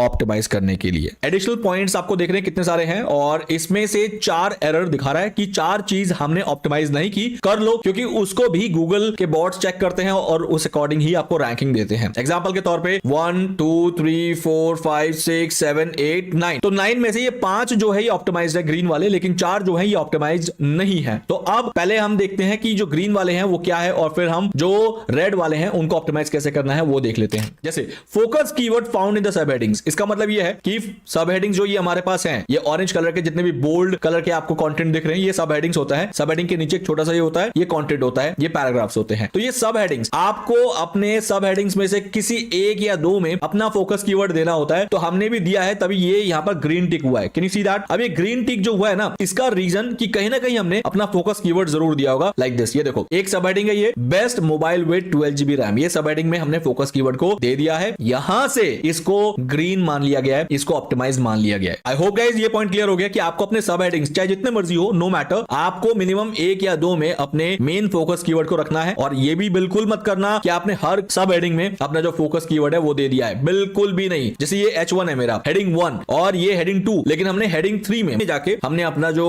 फोकस कीवर्ड है वो दिया है। बहुत लोग क्या करते हैं डेस्परेट में अपने मेन हेडिंग पे ही अपना जो कीवर्ड है वो दे देते हैं, जिस वजह से हो सकता है कि आपका कंटेंट जो है वो ओवर ऑप्टिमाइज्ड माना जाता है। मैंने आपको बार बार समझाया, देखो ऑप्टिमाइजेशन इज गुड, लेकिन आप डेस्परेट होकर ओवर ऑप्टिमाइज कर दोगे, आप अपने कीवर्ड को हर उस जगह पे लगा दोगे जहां पर आपको लगता है कि लगा दो यार रैंक मिल जाएगा। बिल्कुल भी ऐसी गलती मत करना, ये बहुत बड़ी आपके लिए ही आपके अगेंस्ट जा सकती है, मतलब it can be dangerous to you. So अब जैसे ये फोकस कीवर्ड जो है हमारा ग्रीन हो गया है, तो आप किसी एक में दे दो, 2 में दे दो, चलेगा, लेकिन उससे ज्यादा मत देना। अब बात करते हैं URL। ये कह रहा है आपका URL जो है ना, ये 62 कैरेक्टर्स लॉन्ग है, which is definitely good. URL किसे कहते हैं? इसे कहते हैं। अब ये तो चलो एडमिन का URL है, लेकिन अगर मैं यही आपको ले चलता हूं हमारे मेन पोस्ट के URL पे, तो ये रहा पोस्ट का URL। तो ये 62 कैरेक्टर्स लॉन्ग है, यही चीज यहां पर बताई जा रही है, और 62 कैरेक्टर को ये अच्छा खासा सा एक लेंथ मान रहा है, which is you can see that. आप अगर यहाँ पर देखोगे 62 कैरेक्टर्स, अगर इसे छोटा करते तो भी शायद आपको रेड दिखाता, और अगर इससे ज्यादा कर देते बहुत ज्यादा बड़ा तो भी शायद आपको ये रेड दिखाता। तो इट इज गुड कि आपका कैरेक्टर लेंथ जो आपकी यूआरएल का है वो ठीक है। Great, you are using linking to external resources, मतलब आप अपने इस कंटेंट में से एक आउटबाउंड लिंक भी दे रहे हो। आउटबाउंड लिंक होता है कि आपकी वेबसाइट के अलावा आप किसी और वेबसाइट को भी यहां से लिंक बैक दे रहे हो। ऑफ कोर्स मेरा एफिलिएट मार्केटिंग का ये वेबसाइट है तो आउटबाउंड लिंक तो जाना ही है। जैसे कि मेरा ये Amazon का लिंक है, ये एक आउटबाउंड लिंक है, यू कैन सी दैट, ये Amazon को जा रहा है। बस यहीं से मुझे आउटबाउंड लिंक का बेनिफिट मिल गया कि मेरे साइट में से बाय डिफॉल्ट आउटबाउंड लिंक जाना ही जाना है, तो जिस वजह से ये एक ग्रीन पॉइंट है और यहां से मैंने ऑप्टिमाइज कर दिया अपनी वेबसाइट को कि हाँ आप गुड टू गो हो, मतलब मेरी वेबसाइट जो है ये गुड टू गो है। Next, you are linking to other resources on your website which is great, मतलब इंटरनल लिंकिंग कि मैंने अपनी वेबसाइट के अंदर अपने दूसरे पेजेस को भी बैकलिंक दिया है, जैसे कि ये रहा, ये मेरा ही साइट का दूसरा लिंक है। नीचे अगर आप यूआरएल को देखोगे तो आपको दिख रहा है कि लाउड रिव्यू ही दिख रहा है यहां पर भी, और ये भी मेरा इंटरनल लिंकिंग है, ये मेरे होम पेज को जा रहा है। अब यहां पर फायदा क्या हुआ कि इंटरनल लिंकिंग से आपका जो गूगल बॉट है वो आपके पेज में आता है, इस वाले पेज में, तो उसको दूसरे पेज में जाने का भी लिंक मिल जाता है, जिससे आपके दूसरे पेजेस भी इंडेक्स होने के चांसेस बढ़ जाते हैं। आपको यह ध्यान रखना है कि हर पेज एक दूसरे के साथ अगर कनेक्टेड होगा तो उससे बेटर इंटरनल लिंकिंग स्ट्रैटेजी हो ही नहीं सकती। कोई भी पेज आपकी साइट के अंदर विदाउट इंटरनल लिंकिंग कनेक्शन के नहीं रहना चाहिए। एक भी पेज आपका जो है वो ऑर्फन यानी अनाथ नहीं रहना चाहिए, उसको आपकी साइट से कहीं ना कहीं से लिंक मिल रहा हो। हर पेज को एक दूसरे से कनेक्ट करना is one of the amazing strategy in SEO, बस ये ध्यान रखना है आपको। और फाइनली एक लास्ट ग्रीन पॉइंट जो है, you haven't used this focus keyword before, मतलब ये जो फोकस कीवर्ड आपने यहां पर लिया है which is best mobile with 12 GB RAM, ये आपने आज से पहले कभी इस्तेमाल ही नहीं किया इस वेबसाइट के अंदर। क्यों? क्योंकि अगर आपकी साइट एक ही कीवर्ड पे दो पेज बना रही है तो इसका मतलब आप दो अलग पेज बनाने की गलती कर रहे हो। आपको एक कंटेंट एक कीवर्ड पे बनाना चाहिए, मतलब कि अगर आपके पास दो कंटेंट सेम कीवर्ड पे है तो आप दो पेज बना के आप एक ही पेज में बना के उसको एक ही में रैंक कराओ ना, क्योंकि गूगल एक कीवर्ड पे एक ही साइट के दो पेज क्यों रैंक कराएगा, अलग अलग रैंक नहीं कराएगा, तो आप अपने आप को ही कॉम्पीट करोगे। आपका पहला कंटेंट अगर रैंक कर गया तो दूसरा कंटेंट रैंक नहीं करेगा। क्यों? क्योंकि आपने खुद से कॉम्पीट कर दिया। तो अगर आपके पास दो कंटेंट थे सेम कीवर्ड पे, आप एक ही पेज पे उसको लिख दो बजाय कि आप दो अलग अलग कंटेंट बना रहे हो। तो इसलिए ये कह रहा है कि अच्छा हुआ कि आपने इससे पहले ये वाला कीवर्ड कभी यूज ही नहीं किया, आपने पहली बार यूज किया, विच इज वेरी गुड। तो ये थे वो हमारे मेन ग्रीन पॉइंट जो कि आपको भी ऑप्टिमाइज करने हैं। मैंने रीजन बता दिया कि ऑप्टिमाइज कैसे हैं। अब बात करते हैं रेड पॉइंट्स पे। रेड पॉइंट सबसे पहला पॉइंट है कि आपके इस पेज के अंदर जो इमेज है उन इमेजेस में से एक भी इमेज में फोकस कीवर्ड जो है वो एज एन ऑल्ट टेक्स्ट नहीं है। अब ये फोकस कीवर्ड ऑल्ट टेक्स्ट नहीं है, इसका मतलब क्या है? देखो अगेन अगर मैं आपको समझाऊं, मैंने आपको बताया था कि ये जो पेज है ये पेज यूजर के लिए है। किसके लिए है? यूजर के लिए। अब इस पेज में अगर आप ये देख रहे हो ये एक इमेज है, ये इमेज जो है यूजर को तो दिख गया कि एक इमेज है, लेकिन व्हाट इफ गूगल के बॉट्स आएंगे, उसको तो नहीं दिखेगा ये इमेज, क्योंकि गूगल के बॉट्स आपके इस पेज में आएंगे नहीं, गूगल के बॉट्स तो इस पेज में आएंगे। अब इस पेज में कहां है वो इमेज? बताओ, कहीं दिख रहा है आपको? बिल्कुल भी नहीं दिख रहा। That is the first point. तो यानी इस पेज में अगर आपको इमेज को लाना है तो आपको इस इमेज का एक ऑल्टरनेटिव टेक्स्ट बनाना पड़ेगा। That is the number one case. Number second case क्या होता है कि आपका कंटेंट एक फिजिकली चैलेंज इंसान भी पढ़ सकता है जो कि शायद देख नहीं सकता, उसको रीड करना होता है। कैसे? उसके पास उसके फोन में या उसके लैपटॉप सिस्टम में जहां पर भी रीडर्स होते हैं जो कि लाउडली इसको रीड करके सुनाते हैं। अब फॉर एग्जांपल ये सारे टेक्स्ट तो उसका रीडर सुना देगा, लेकिन ये कैसे सुनाएगा कि यहां पर क्या है? अब उस इंसान को जो कि खुद नहीं पढ़ सकता देख सकता, उसको इसके बारे में जानकारी नहीं मिलेगी। तो उस केस में भी एक ऑल्टरनेटिव टेक्स्ट जो है वो होना चाहिए। तो गूगल के अकॉर्डिंग आपके हर इमेज का एक ऑल्ट टेक्स्ट होना is a good practice. Otherwise ये उन लोगों को रिकमेंड नहीं करेगा आपका कंटेंट जो कि फिजिकली चैलेंज है, मतलब खासकर जो ब्लाइंड्स हैं। तो इसलिए हमें हर कंटेंट का ऑल्ट टेक्स्ट देना पड़ेगा। और एसईओ पॉइंट ऑफ व्यू से हमारा जो वो ऑल्ट टेक्स्ट है उसमें से एटलीस्ट एक इमेज पे हमारा फोकस कीवर्ड होना चाहिए, and that could be your featured image. आपके फीचर्ड इमेज में आपका ऑल्ट टेक्स्ट हो तो ज्यादा बेटर है। अब ये फीचर्ड इमेज कहां मिलेगा? तो मैं एलिमेंटोर में हूं और एलिमेंटोर में फीचर्ड इमेज थोड़ा सा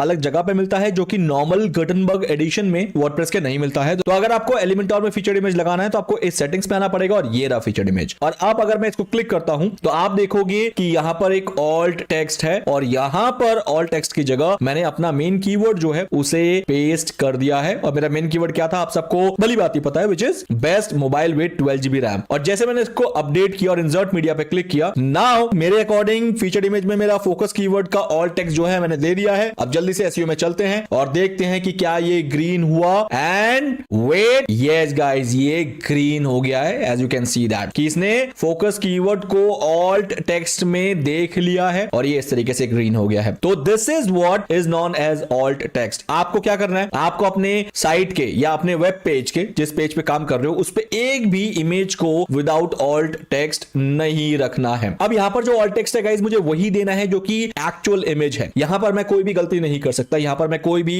डिसेप्टिव कुछ भी कंटेंट नहीं लिख सकता जस्ट बिकॉज कि मुझे कीवर्ड को रैंक कराना है तो मैं कुछ भी लिख दूं, अपने कीवर्ड से रिलेटेड LSI लिख दूं, अपने कीवर्ड से रिलेटेड उसके प्रॉक्सीज बना दूं, बिल्कुल भी नहीं। यहां पर जो इमेज है एज इट इज आपको वही देना है। व्हाई? बिकॉज यहां पर आपके कंटेंट को जो विजुअली चैलेंज्ड लोग हैं वो पढ़ने वाले हैं और उनको अगर आप कुछ भी गलत चीज समझा रहे हो उनका जो सॉफ्टवेयर है वो पढ़ के बता देगा जो यहां पर लिखा होगा। अब यहां पर OnePlus 10 RG लिखा है, इसका मतलब क्या है? तो इसका मतलब यह है कि ये OnePlus 10 R 5G फोन है। तो ये उनके लिए एक इंफॉर्मेशन हुआ जो कि गलत हो सकता है अगर हम जैसे में से कुछ लोग क्या करते हैं, कीवर्ड पे कीवर्ड के प्रॉक्सीज, कीवर्ड के LSI यूज करते हैं और टेक्स्ट में बिल्कुल भी नहीं करना है। बस इतना आपको ध्यान रखना है। बाकी जो मेन रूल की बात करूं as an SEO point of view से वो ये है कि आपको कोई भी इमेज को विदाउट ऑल टेक्स्ट नहीं छोड़ना है। जैसे मैंने एक को भी यहां पर विदाउट ऑल टेक्स्ट नहीं छोड़ा है, including my featured image. Featured image में तो मैंने मेन टेक्स्ट ही लिख दिया जो कि मेरा मेन फोकस कीवर्ड है। बाकी सब में मैंने बिल्कुल एज इट इज अपने फोन का जो नाम है वो लिख दिया है। नाउ आई होप आपको focus keyword in all text की कहानी जो है ये समझ आ गई है। गाइस अब बात करते हैं कीवर्ड डेंसिटी की। कीवर्ड डेंसिटी में यहां पर साफ दिखा रहा है कि 0.07 है, विच इज लो, कि ये उतना भी नहीं है जितना कि आपके कंटेंट में मिनिमम होना चाहिए इस कीवर्ड की प्रोमिनेंस को क्रिएट करने के लिए। जैसे कि पूरे कंटेंट के अंदर खाली 2 बार रिपीट हुआ है। कौन सा वाला कीवर्ड? एज इट इज ये वाला कीवर्ड। अब मान लेते हैं इस वाले कीवर्ड को अगर मुझे ढूंढना है इस कंटेंट के अंदर तो मैं क्या लिखूंगा? मैं यहां पर लिखूंगा best mobile with 12GB RAM. तो गाइज यहां पर एक बार आया, यहां पर as you can see that. दूसरा ये यहां पर कहीं आया होगा, ये रहा best mobile with 12GB RAM. और तीसरा ये बिल्कुल नीचे आया है जो कि टैग है, मतलब मेन कंटेंट के अंदर तो खाली 2 बार आया है, एक यहां पर और एक यहां पर, बस 2 जगह है। एग्जैक्टली ये भी यही कह रहा है कि खाली आपका जो मेन कीवर्ड है ये 2 बार दिख रहा है जो कि कम है 0.07। तो ये कह रहा है इसको बढ़ाया जाए। इसको कितना बढ़ाया जाए? सो हर किसी का अपना अपना एक एक्सपीरियंस है। तो एज पर रैंक मैथ इसको कितना होना चाहिए वो देख लेते हैं। तो रैंक मैथ खुद भी यही कह रहा है, while there is no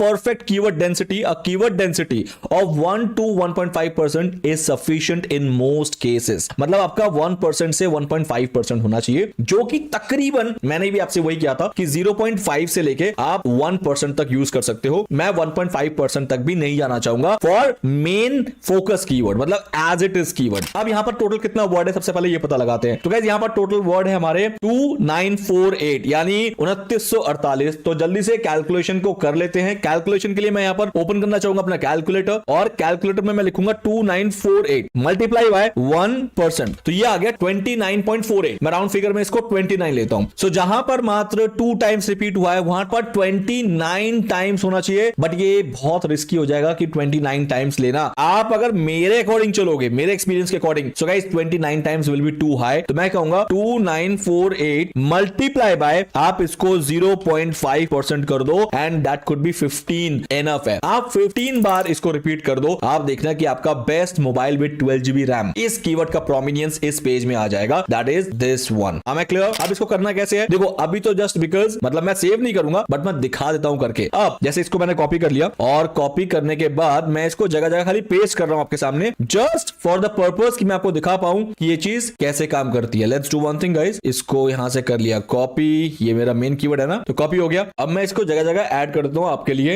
and आपको ये फिर दिख जाएगा ग्रीन होता हुआ। तो 2 बार ऐड कर दिया, 15 टाइम्स करने हैं और 15 टाइम्स में मैंने ऑलरेडी 2 बार कर रखा है और 2 आपके सामने कर दिया है और मैं इसको जगह जगह पेस्ट कर रहा हूं।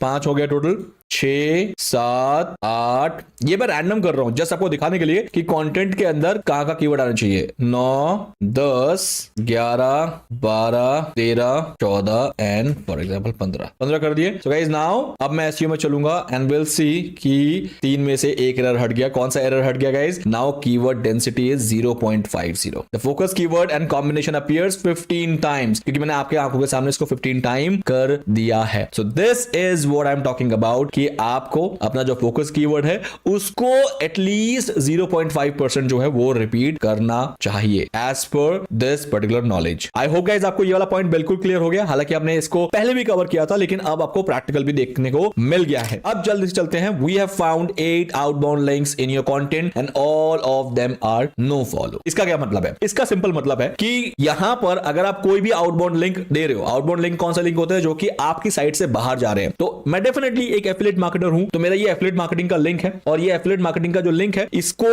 Amazon के लिए मैंने यूज किया है। तो Amazon एक आउटसाइड वेबसाइट है ना, वो लाउड रिव्यू तो है नहीं, तो ये आउटबाउंड लिंक माना जाएगा। बट अगर मैं एसईओ ऑप्टिमाइजेशन के पॉइंट ऑफ व्यू से बात करूं, इनका कहना यह है कि आपका आउटबाउंड लिंक नो फॉलो दिखा रहा है, जो कि नो फॉलो नहीं होना चाहिए, डू फॉलो होना चाहिए। इस दुनिया के जो मैक्सिमम लिंक है वो डू फॉलो कैटेगरी में आने चाहिए, तभी गूगल जो है उसको फॉलो करता है। अदरवाइज क्या होगा, इस लिंक को गूगल बिल्कुल भी चेक नहीं करेगा, या चेक करेगा तो बिल्कुल भी प्रायोरिटी नहीं देगा कि ये लिंक आपने अपनी साइट में एज अ रिकमेंडेशन रखा है। तो यानी आप खुद ट्रस्ट नहीं कर रहे इस पर्टिकुलर लिंक को, तो गूगल क्यों ट्रस्ट करेगा? तो इसीलिए गूगल इसको बिल्कुल भी प्रायोरिटी नहीं देगा और नेग्लेक्ट करते हुए आगे बढ़ जाएगा। नो फॉलो का ये मतलब होता है, बस यही कहना चाह रहे हैं। तो ये कह रहा है कि इसको डू फॉलो कर दो। अब इसको डू फॉलो करने के लिए हमारे पास ऑप्शन ये है, क्योंकि मैंने साइट वाइड एसईओ में नो फॉलो कर रखा है, तो इसीलिए यहां पर आपको इसको डू फॉलो करने का ऑप्शन नहीं मिलेगा। लेकिन वहीं अगर मैं बात करूं कि इंडिविजुअल लिंक को अगर डू फॉलो नो फॉलो करना है, तो आप यहां पर जाके इसको सेटिंग्स में जाके आप ऐड नो फॉलो कर सकते हो। You can see that. हालांकि ये बाय डिफॉल्ट नो फॉलो होगा, लेकिन अगर आपको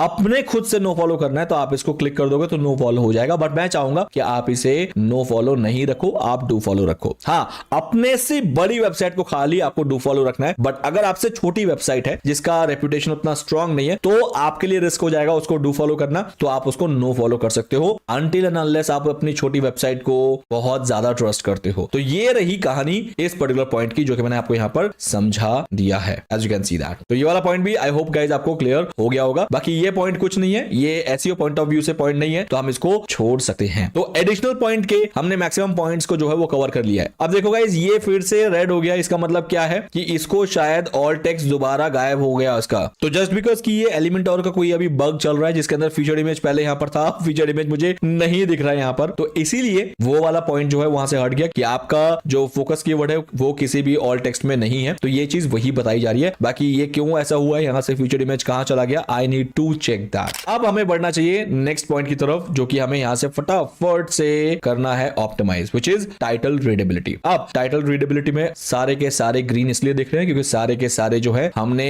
पूरी तरीके से अचीव कर लिए हैं ऑलरेडी। कैसे? सबसे पहले focus keyword use at the beginning of the title. Yes, हमने फोकस कीवर्ड को अपने टाइटल के बिगिनिंग में यूज किया। बिगिनिंग कौन सा होता है गाइस? ये वाला पॉइंट होता है। Best mobile with 12GB RAM. देखो यहां से स्टार्ट हुआ है और स्टार्टिंग में हमने इसको यूज कर लिया, तो इसका मतलब ये एक ग्रीन पॉइंट है कि आपको हमेशा अपने फोकस कीवर्ड को अपने टाइटल के बिल्कुल इनिशियल लेवल पे ही यूज करना चाहिए। अगर आप पीछे यूज करते तो उसका मतलब कि आपने उसको ऑप्टिमाइज नहीं किया as per rank map. Second point देखते हैं क्या है। Your title has a positive और नेगेटिव सेंटिमेंट, कि मेरे टाइटल में एक नेगेटिव या पॉजिटिव सेंटिमेंट है जो कि अट्रैक्ट करता है, जो कि हुक क्रिएट करता है आपके टाइटल का। अब यहां पर पॉजिटिव क्या है? बेस्ट। मैंने बेस्ट वर्ड को यूज किया ना, ये एक पॉजिटिव सेंटिमेंट क्रिएट करता है ऑडियंस के मन में बोलो या ऑडियंस के इमोशन में, तभी ये चीज जो है इसको पॉजिटिव सेंटिमेंट के साथ माना जा रहा है। अदरवाइज आप यहां पर कुछ भी नेगेटिव भी लिखते तो वो भी एक सेंटिमेंट काउंट होता। तो पॉजिटिव और नेगेटिव में दोनों में किसी एक को यूज कर सकते हो just to create a hook in your title. This is what it is saying. Next point is हमारे टाइटल में एक पावर वर्ड है जो कि कह रहा है कि अगर पावर वर्ड होता है तो ऑडियंस को ना एक कॉन्फिडेंस मिलता है इस पर्टिकुलर टाइटल को क्लिक करने का, उससे सीटीआर ज्यादा बढ़ जाता है। अब पावर वर्ड होते हैं बहुत सारे हैं जो कि इस दुनिया में आप यूज कर सकते हो, जैसे इस केस में बेस्ट को ही इसने पावर वर्ड भी ले लिया है और पॉजिटिव सेंटिमेंट सेंटीमेंट भी ले लिया है। बेस्ट मतलब एक पावरफुल वर्ड है, तो इसको दोनों तरफ से देखा जा रहा है कि पहले हमने जो किया दैट इज कि ये एक पॉजिटिव नेगेटिव सेंटीमेंट को भी क्रिएट करता है और ये एक पावरफुल वर्ड भी है, तो दोनों इसी में काउंट हो गया है। नाउ फाइनल पॉइंट इसी में है, you are using number in your SEO title, जो कि नंबर अगर होता है तो ये कहीं ना कहीं ऑडियंस को एक अलग सा लुक देने में कामयाब हो जाता है। जैसे कि पूरा टेक्स्ट होता है तो टेक्स्ट के साथ नंबर अलग से ही चमकता है, तो इसने ये कहा है कि दिस इज रियली गुड कि आपके टाइटल में नंबर है, ये अलग से चमकेगा और शायद आपका जो सीटीआर है इससे बढ़ जाएगा। तो इस वजह से हमारे जो टाइटल की रीडेबिलिटी है ये पूरी तरीके से ऑल गुड कंसिडर हो जाती है। नाउ फाइनली आते हैं कंटेंट रीडेबिलिटी पे, और ये हमारा लास्ट पॉइंट होगा ऑन पेज ऑप्टिमाइजेशन का, जो कि रैंक मैथ के अकॉर्डिंग है, और इसके अलावा बाकी जो और भी चीजें होंगी वो मैं आपको बताता हुआ चलूंगा, डोंट वरी। सो जो पहली चीज है कंटेंट रीडेबिलिटी के अंदर वो है टेबल ऑफ कंटेंट। अब टेबल ऑफ कंटेंट क्या चीज है? टेबल ऑफ कंटेंट होता है जब आपके कंटेंट में काफी लेंथी आइटम्स होते हैं, मतलब ये कंटेंट जो है काफी लंबा है, फॉर एग्जांपल 2000 3000 4000 वर्ड, जैसे कि यहां पर 3000 वर्ड का ये कंटेंट है, तो ये काफी लंबा हो गया। आज की डेट में क्या होता है कि जहां की दुनिया बहुत फास्ट हो गई है और लोग जो है काफी जल्दी जल्दी मतलब कंटेंट से निकल जाते हैं, या तो फिर उनको एग्जैक्टली वो कंटेंट नहीं मिलता जो कि वो चाहते हैं, तो टेबल ऑफ कंटेंट उनको यही हेल्प करता है कि वो डायरेक्टली ना अपने उस वाले पार्ट में पहुंच जाए जिस पार्ट के अंदर उनको वो कंटेंट मिलने वाला है, that is known as table of content. तो टेबल ऑफ कंटेंट मैंने दिया है और यहां पर इसलिए ये ग्रीन टिक हो गया है। अब टेबल ऑफ कंटेंट देने के दो तरीके हैं, एक तो टेबल ऑफ कंटेंट आपके इसमें दिखना चाहिए जो कि वेरी गुड है, अदरवाइज आपके एटलीस्ट कोडिंग में दिखना चाहिए। तो जैसे कि आप देख रहे हैं यहां पर टेबल ऑफ कंटेंट मैंने हटा दिया है, लेकिन फिर भी ये ग्रीन दिखा रहा है just because of bug. Again I don't know what is the problem, but अभी हटाया है ताकि मैं आप लोगों को दिखा सकता था कि टेबल ऑफ कंटेंट कैसे लगता है, लेकिन अब ये यहां पर नहीं है। तो टेबल ऑफ कंटेंट जो है वो एक्चुअली रैंक मैथ का एलिमेंटोर में नहीं चलता है, वो गटनबर्ग एडिशन में चलता है। तो इसलिए आपको टेबल ऑफ कंटेंट देना जरूरी है, ये आप ध्यान रखना। इससे आपको रैंकिंग में भी फायदा होगा और आपके यूजर का यूजर एक्सपीरियंस अच्छा होगा, ताकि उसको अपना वो वाला पार्ट जल्दी से मिल जाए जिस पार्ट को वो पढ़ के निकल जाना चाहता है। आपके पूरे कंटेंट को वो टाइम वेस्ट की तरह नहीं देखना चाहता, ये बहुत जरूरी होता है। अब बात करते हैं सेकंड चीज की, your content using short paragraphs. बहुत ज्यादा जरूरी है आपके कंटेंट के स्ट्रक्चर को बनाने के लिए। मतलब आपका जो कंटेंट है उस कंटेंट में बहुत, अगर मान लेते हैं लंबा कंटेंट है, 3000 वर्ड का ये कंटेंट है, अब 3000 वर्ड मतलब यहां से स्टार्ट होता और जहां खत्म होता, मैं अगर वहीं सांस लेके उसको बंद करता तो आपको पता है कैसा लगता कि आपने कोई रामायण गीता भागवत कुरान लिख दी, जो कि लोग इसलिए पढ़ते हैं ताकि श्रद्धा के लिए पढ़ना पड़ता है। बट अगर आपका कंटेंट वो पढ़ने में आए जिसके अंदर एक सांस में उसको पढ़ना पड़ेगा, ना कोई बीच में पैराग्राफ, ना कोई फुल स्टॉप, ना कुछ, तो पता है क्या होगा? आपका कंटेंट एक बोरिंग कंटेंट काउंट होगा। तो आपको क्या करना है? आपको छोटे छोटे पैराग्राफ्स में अपने कंटेंट को डिवाइड करना पड़ेगा। तो छोटे छोटे पैराग्राफ का क्या मतलब होता है? तो मैं कंसीडर करता हूं कि आपका एक पैराग्राफ जो है ना वो हार्डली 50 से 60 वर्ड का होना चाहिए, इससे बड़ा आप एक पैराग्राफ नहीं दोगे। And that is the reason कि आपका जो कंटेंट है वो दिखने में भी अच्छा लगेगा, बिकॉज स्ट्रक्चर लगेगा, और छोटे छोटे पैराग्राफ्स को पढ़ना बहुत इजी भी होता है रादर देन कि एक हेफ्टी से एक पूरे कंटेंट को पढ़ना। तो इसीलिए आपको छोटे छोटे पैराग्राफ्स को यहां पर देना चाहिए। आपका कंटेंट जितना मर्जी बढ़ाओ, अगर छोटे छोटे फ्रेगमेंटेड पैराग्राफ्स में वो डिवाइडेड होंगे तो that will be seems very good for the users, and यही चीज गूगल मानता है। बस यही करना है। बाकी आपके कंटेंट के अंदर इमेज वगैरह है तो बहुत अच्छी बात है, क्योंकि सिर्फ और सिर्फ टेक्स्ट को कंसीडर किया जाता है, ये एक बोरिंग कंटेंट हो सकता है। जैसे ऑफ कोर्स मेरे इस पर्टिकुलर कंटेंट के अंदर मैंने इमेजेस दिए हैं जो कि फोन्स के हैं, तो इसीलिए ये कंसीडर कर रहा है कि बहुत अच्छी बात है कि आपके कंटेंट के अंदर इमेजेस भी हैं। और इस तरीके से गाइस आपका पूरा कंटेंट होता है on page optimized. Can you see that? ये सारा ऑन पेज ऑप्टिमाइज आपका कंटेंट माना गया है, which is really really good अगर आप इसको ग्रीन कर लेते हो तो। जैसे अभी 83 आउट ऑफ 100 ये ग्रीन बन गया है। ये ग्रीन, ऑरेंज और रेड होता है। रेड मतलब कि आपका बिल्कुल भी ऑप्टिमाइज नहीं है, ऑरेंज मतलब थोड़ा सा और करोगे तो अच्छा है, ग्रीन मतलब इतना आपका हो गया ऑप्टिमाइज, अब आप रैंक करने के लिए एलिजिबल हो। तो इसको कहते हैं ऑन पेज ऑप्टिमाइजेशन। तो guys on page optimization rank math का जबरदस्त है, I would say I recommend it, क्योंकि मैंने जब से यूज करना इसको स्टार्ट किया है I fall in love with this particular plugin. इस प्लगइन का अगर आपको इस्तेमाल चाहिए तो आप मुझे कॉन्टैक्ट कर सकते हैं, मेरे नीचे दिए गए लिंक को आप क्लिक करके अपना रिक्वेस्ट सेंड कर सकते हैं अगर आपको रैंक मैथ प्लगइन चाहिए, because we are the agency holder of this rank math plugin. तो आपको हम हेल्प कर सकते हैं बहुत अच्छे प्राइस में इसको ग्रैब करने के लिए। इनफैक्ट उसके साथ हमारी जो एक सर्विस एड ऑन होगी कि हम आपका साइट वाइड जो भी आपका कंटेंट होगा, जो भी आपकी वेबसाइट का कंटेंट होगा, उसका एक साइट वाइड एसईओ का सेटिंग रैंक मैथ का वो हम ही आपको करके दे देंगे। तो ये हमारी तरफ से एक एड ऑन चीज है जो कि हम आपको प्रोवाइड कर सकते हैं। बाकी ये है ऑन पेज ऑप्टिमाइजेशन का सबसे बेस्ट पार्ट कि अगर मैं अब आपको इस पर्टिकुलर कंटेंट का फायदा दिखाऊं, मैंने इस कंटेंट के लिए कोई भी बैकलिंक नहीं बनाया। इस कंटेंट के लिए जो कि आपके सामने दिख रहा है इसका कोई बैकलिंक नहीं है, फिर भी ये गूगल पे रैंक कर रहा है और गूगल से ट्रैफिक ला रहा है। As you can see that. Why? Because इसका ऑन पेज इतना स्ट्रॉन्ग है। Just look at it. और ऑन पेज स्ट्रॉन्ग करने के लिए मुझे किसने हेल्प किया? मुझे रैंक, मैथ के स्कोर ने हेल्प किया, जहां से मुझे पता लगता गया कि मैं कितना ऑप्टिमाइज कर पाया और कितना नहीं कर पाया। आप चाहो तो इसको 100 कर सकते हो, there is no problem, but मैं 100 नहीं करता हूं। जैसे ये ग्रीन हो जाता है मैं छोड़ देता हूं, क्योंकि मुझे ये पता है कि गूगल का ओवर ऑप्टिमाइजेशन का भी एक छोटा सा पेनल्टी होता है, जिसमें अगर वो ये देख लेता है कि आपका हर चीज कैसे ठीक हो सकता है, तो उस केस में आपको एक नेगेटिव इंपैक्ट पड़ता है। मैंने ये नोटिस किया है, इसलिए मैं इसको ओवर ऑप्टिमाइज्ड नहीं करता हूं। बाकी पे स्पीड वगैरह आप देख रहे हो सारे जबरदस्त है, ग्रीन है, कैन यू सी दैट? और इंडेक्स भी एकदम पास हो गया है और आप यहां पर सारी चीजों को एनालाइज कर सकते हो। तो इस तरीके से गाइस हमारा जो एसईओ है ऑन पेज का कंप्लीट तरीके से कवर हो गया है, और इसी से ही आपका रैंकिंग जो है वो ट्रिगर करता है। I hope guys so far so good. कुछ भी और रह गया होगा अगर ऑन पेज ऑप्टिमाइजेशन में जो कवर करना होता है, तो मैं डेफिनेटली उस पर वीडियोस तो बनाता ही रहूंगा इसी चैनल पे। तो आप सब्सक्राइब कर लो बेल आइकन के साथ, ताकि आपको कभी भी मेरे कोई भी कंटेंट को मिस करने का कोई भी मौका ना मिले। बस तो अब आगे बढ़ते हैं हमारे नेक्स्ट टॉपिक की तरफ, which is known as off page optimization, जिसके अंदर हम सीखेंगे कैसे विदाउट हमारे इस पेज पे काम करें, हम इस पेज के लिए काम करते हैं, रैंकिंग के लिए बेसिकली। उसमें मेजरली हम जो फोकस करते हैं दैट इज अथॉरिटी बिल्डिंग, कि इस पेज की अथॉरिटी जो है वो बाकी पेजेस से ज्यादा हो मार्केट में जो अवेलेबल है, मार्केट मींस गूगल में जो अवेलेबल है। और अगर मैं उनसे ज्यादा अथॉरिटीज की बना पाया, ऑन पेज ऑलरेडी मैंने ठीक कर दिया है, तो गाइस आपको कोई नहीं रोक सकता गूगल पे रैंक करने के लिए। और यही पूरा सार होता है सर्च इंजन ऑप्टिमाइजेशन का। तो चलो विदाउट वेस्टिंग टाइम जल्दी से चलते हैं नेक्स्ट स्टेप में। तब तक के लिए आप इस वीडियो को करो पॉज, और छोटा सा अगर आपने अभी तक ब्रेक नहीं लिया, एक ब्रेक लो, पानी वानी पियो और वापस आओ, और फिर हम इसको दोबारा स्टार्ट करते हैं।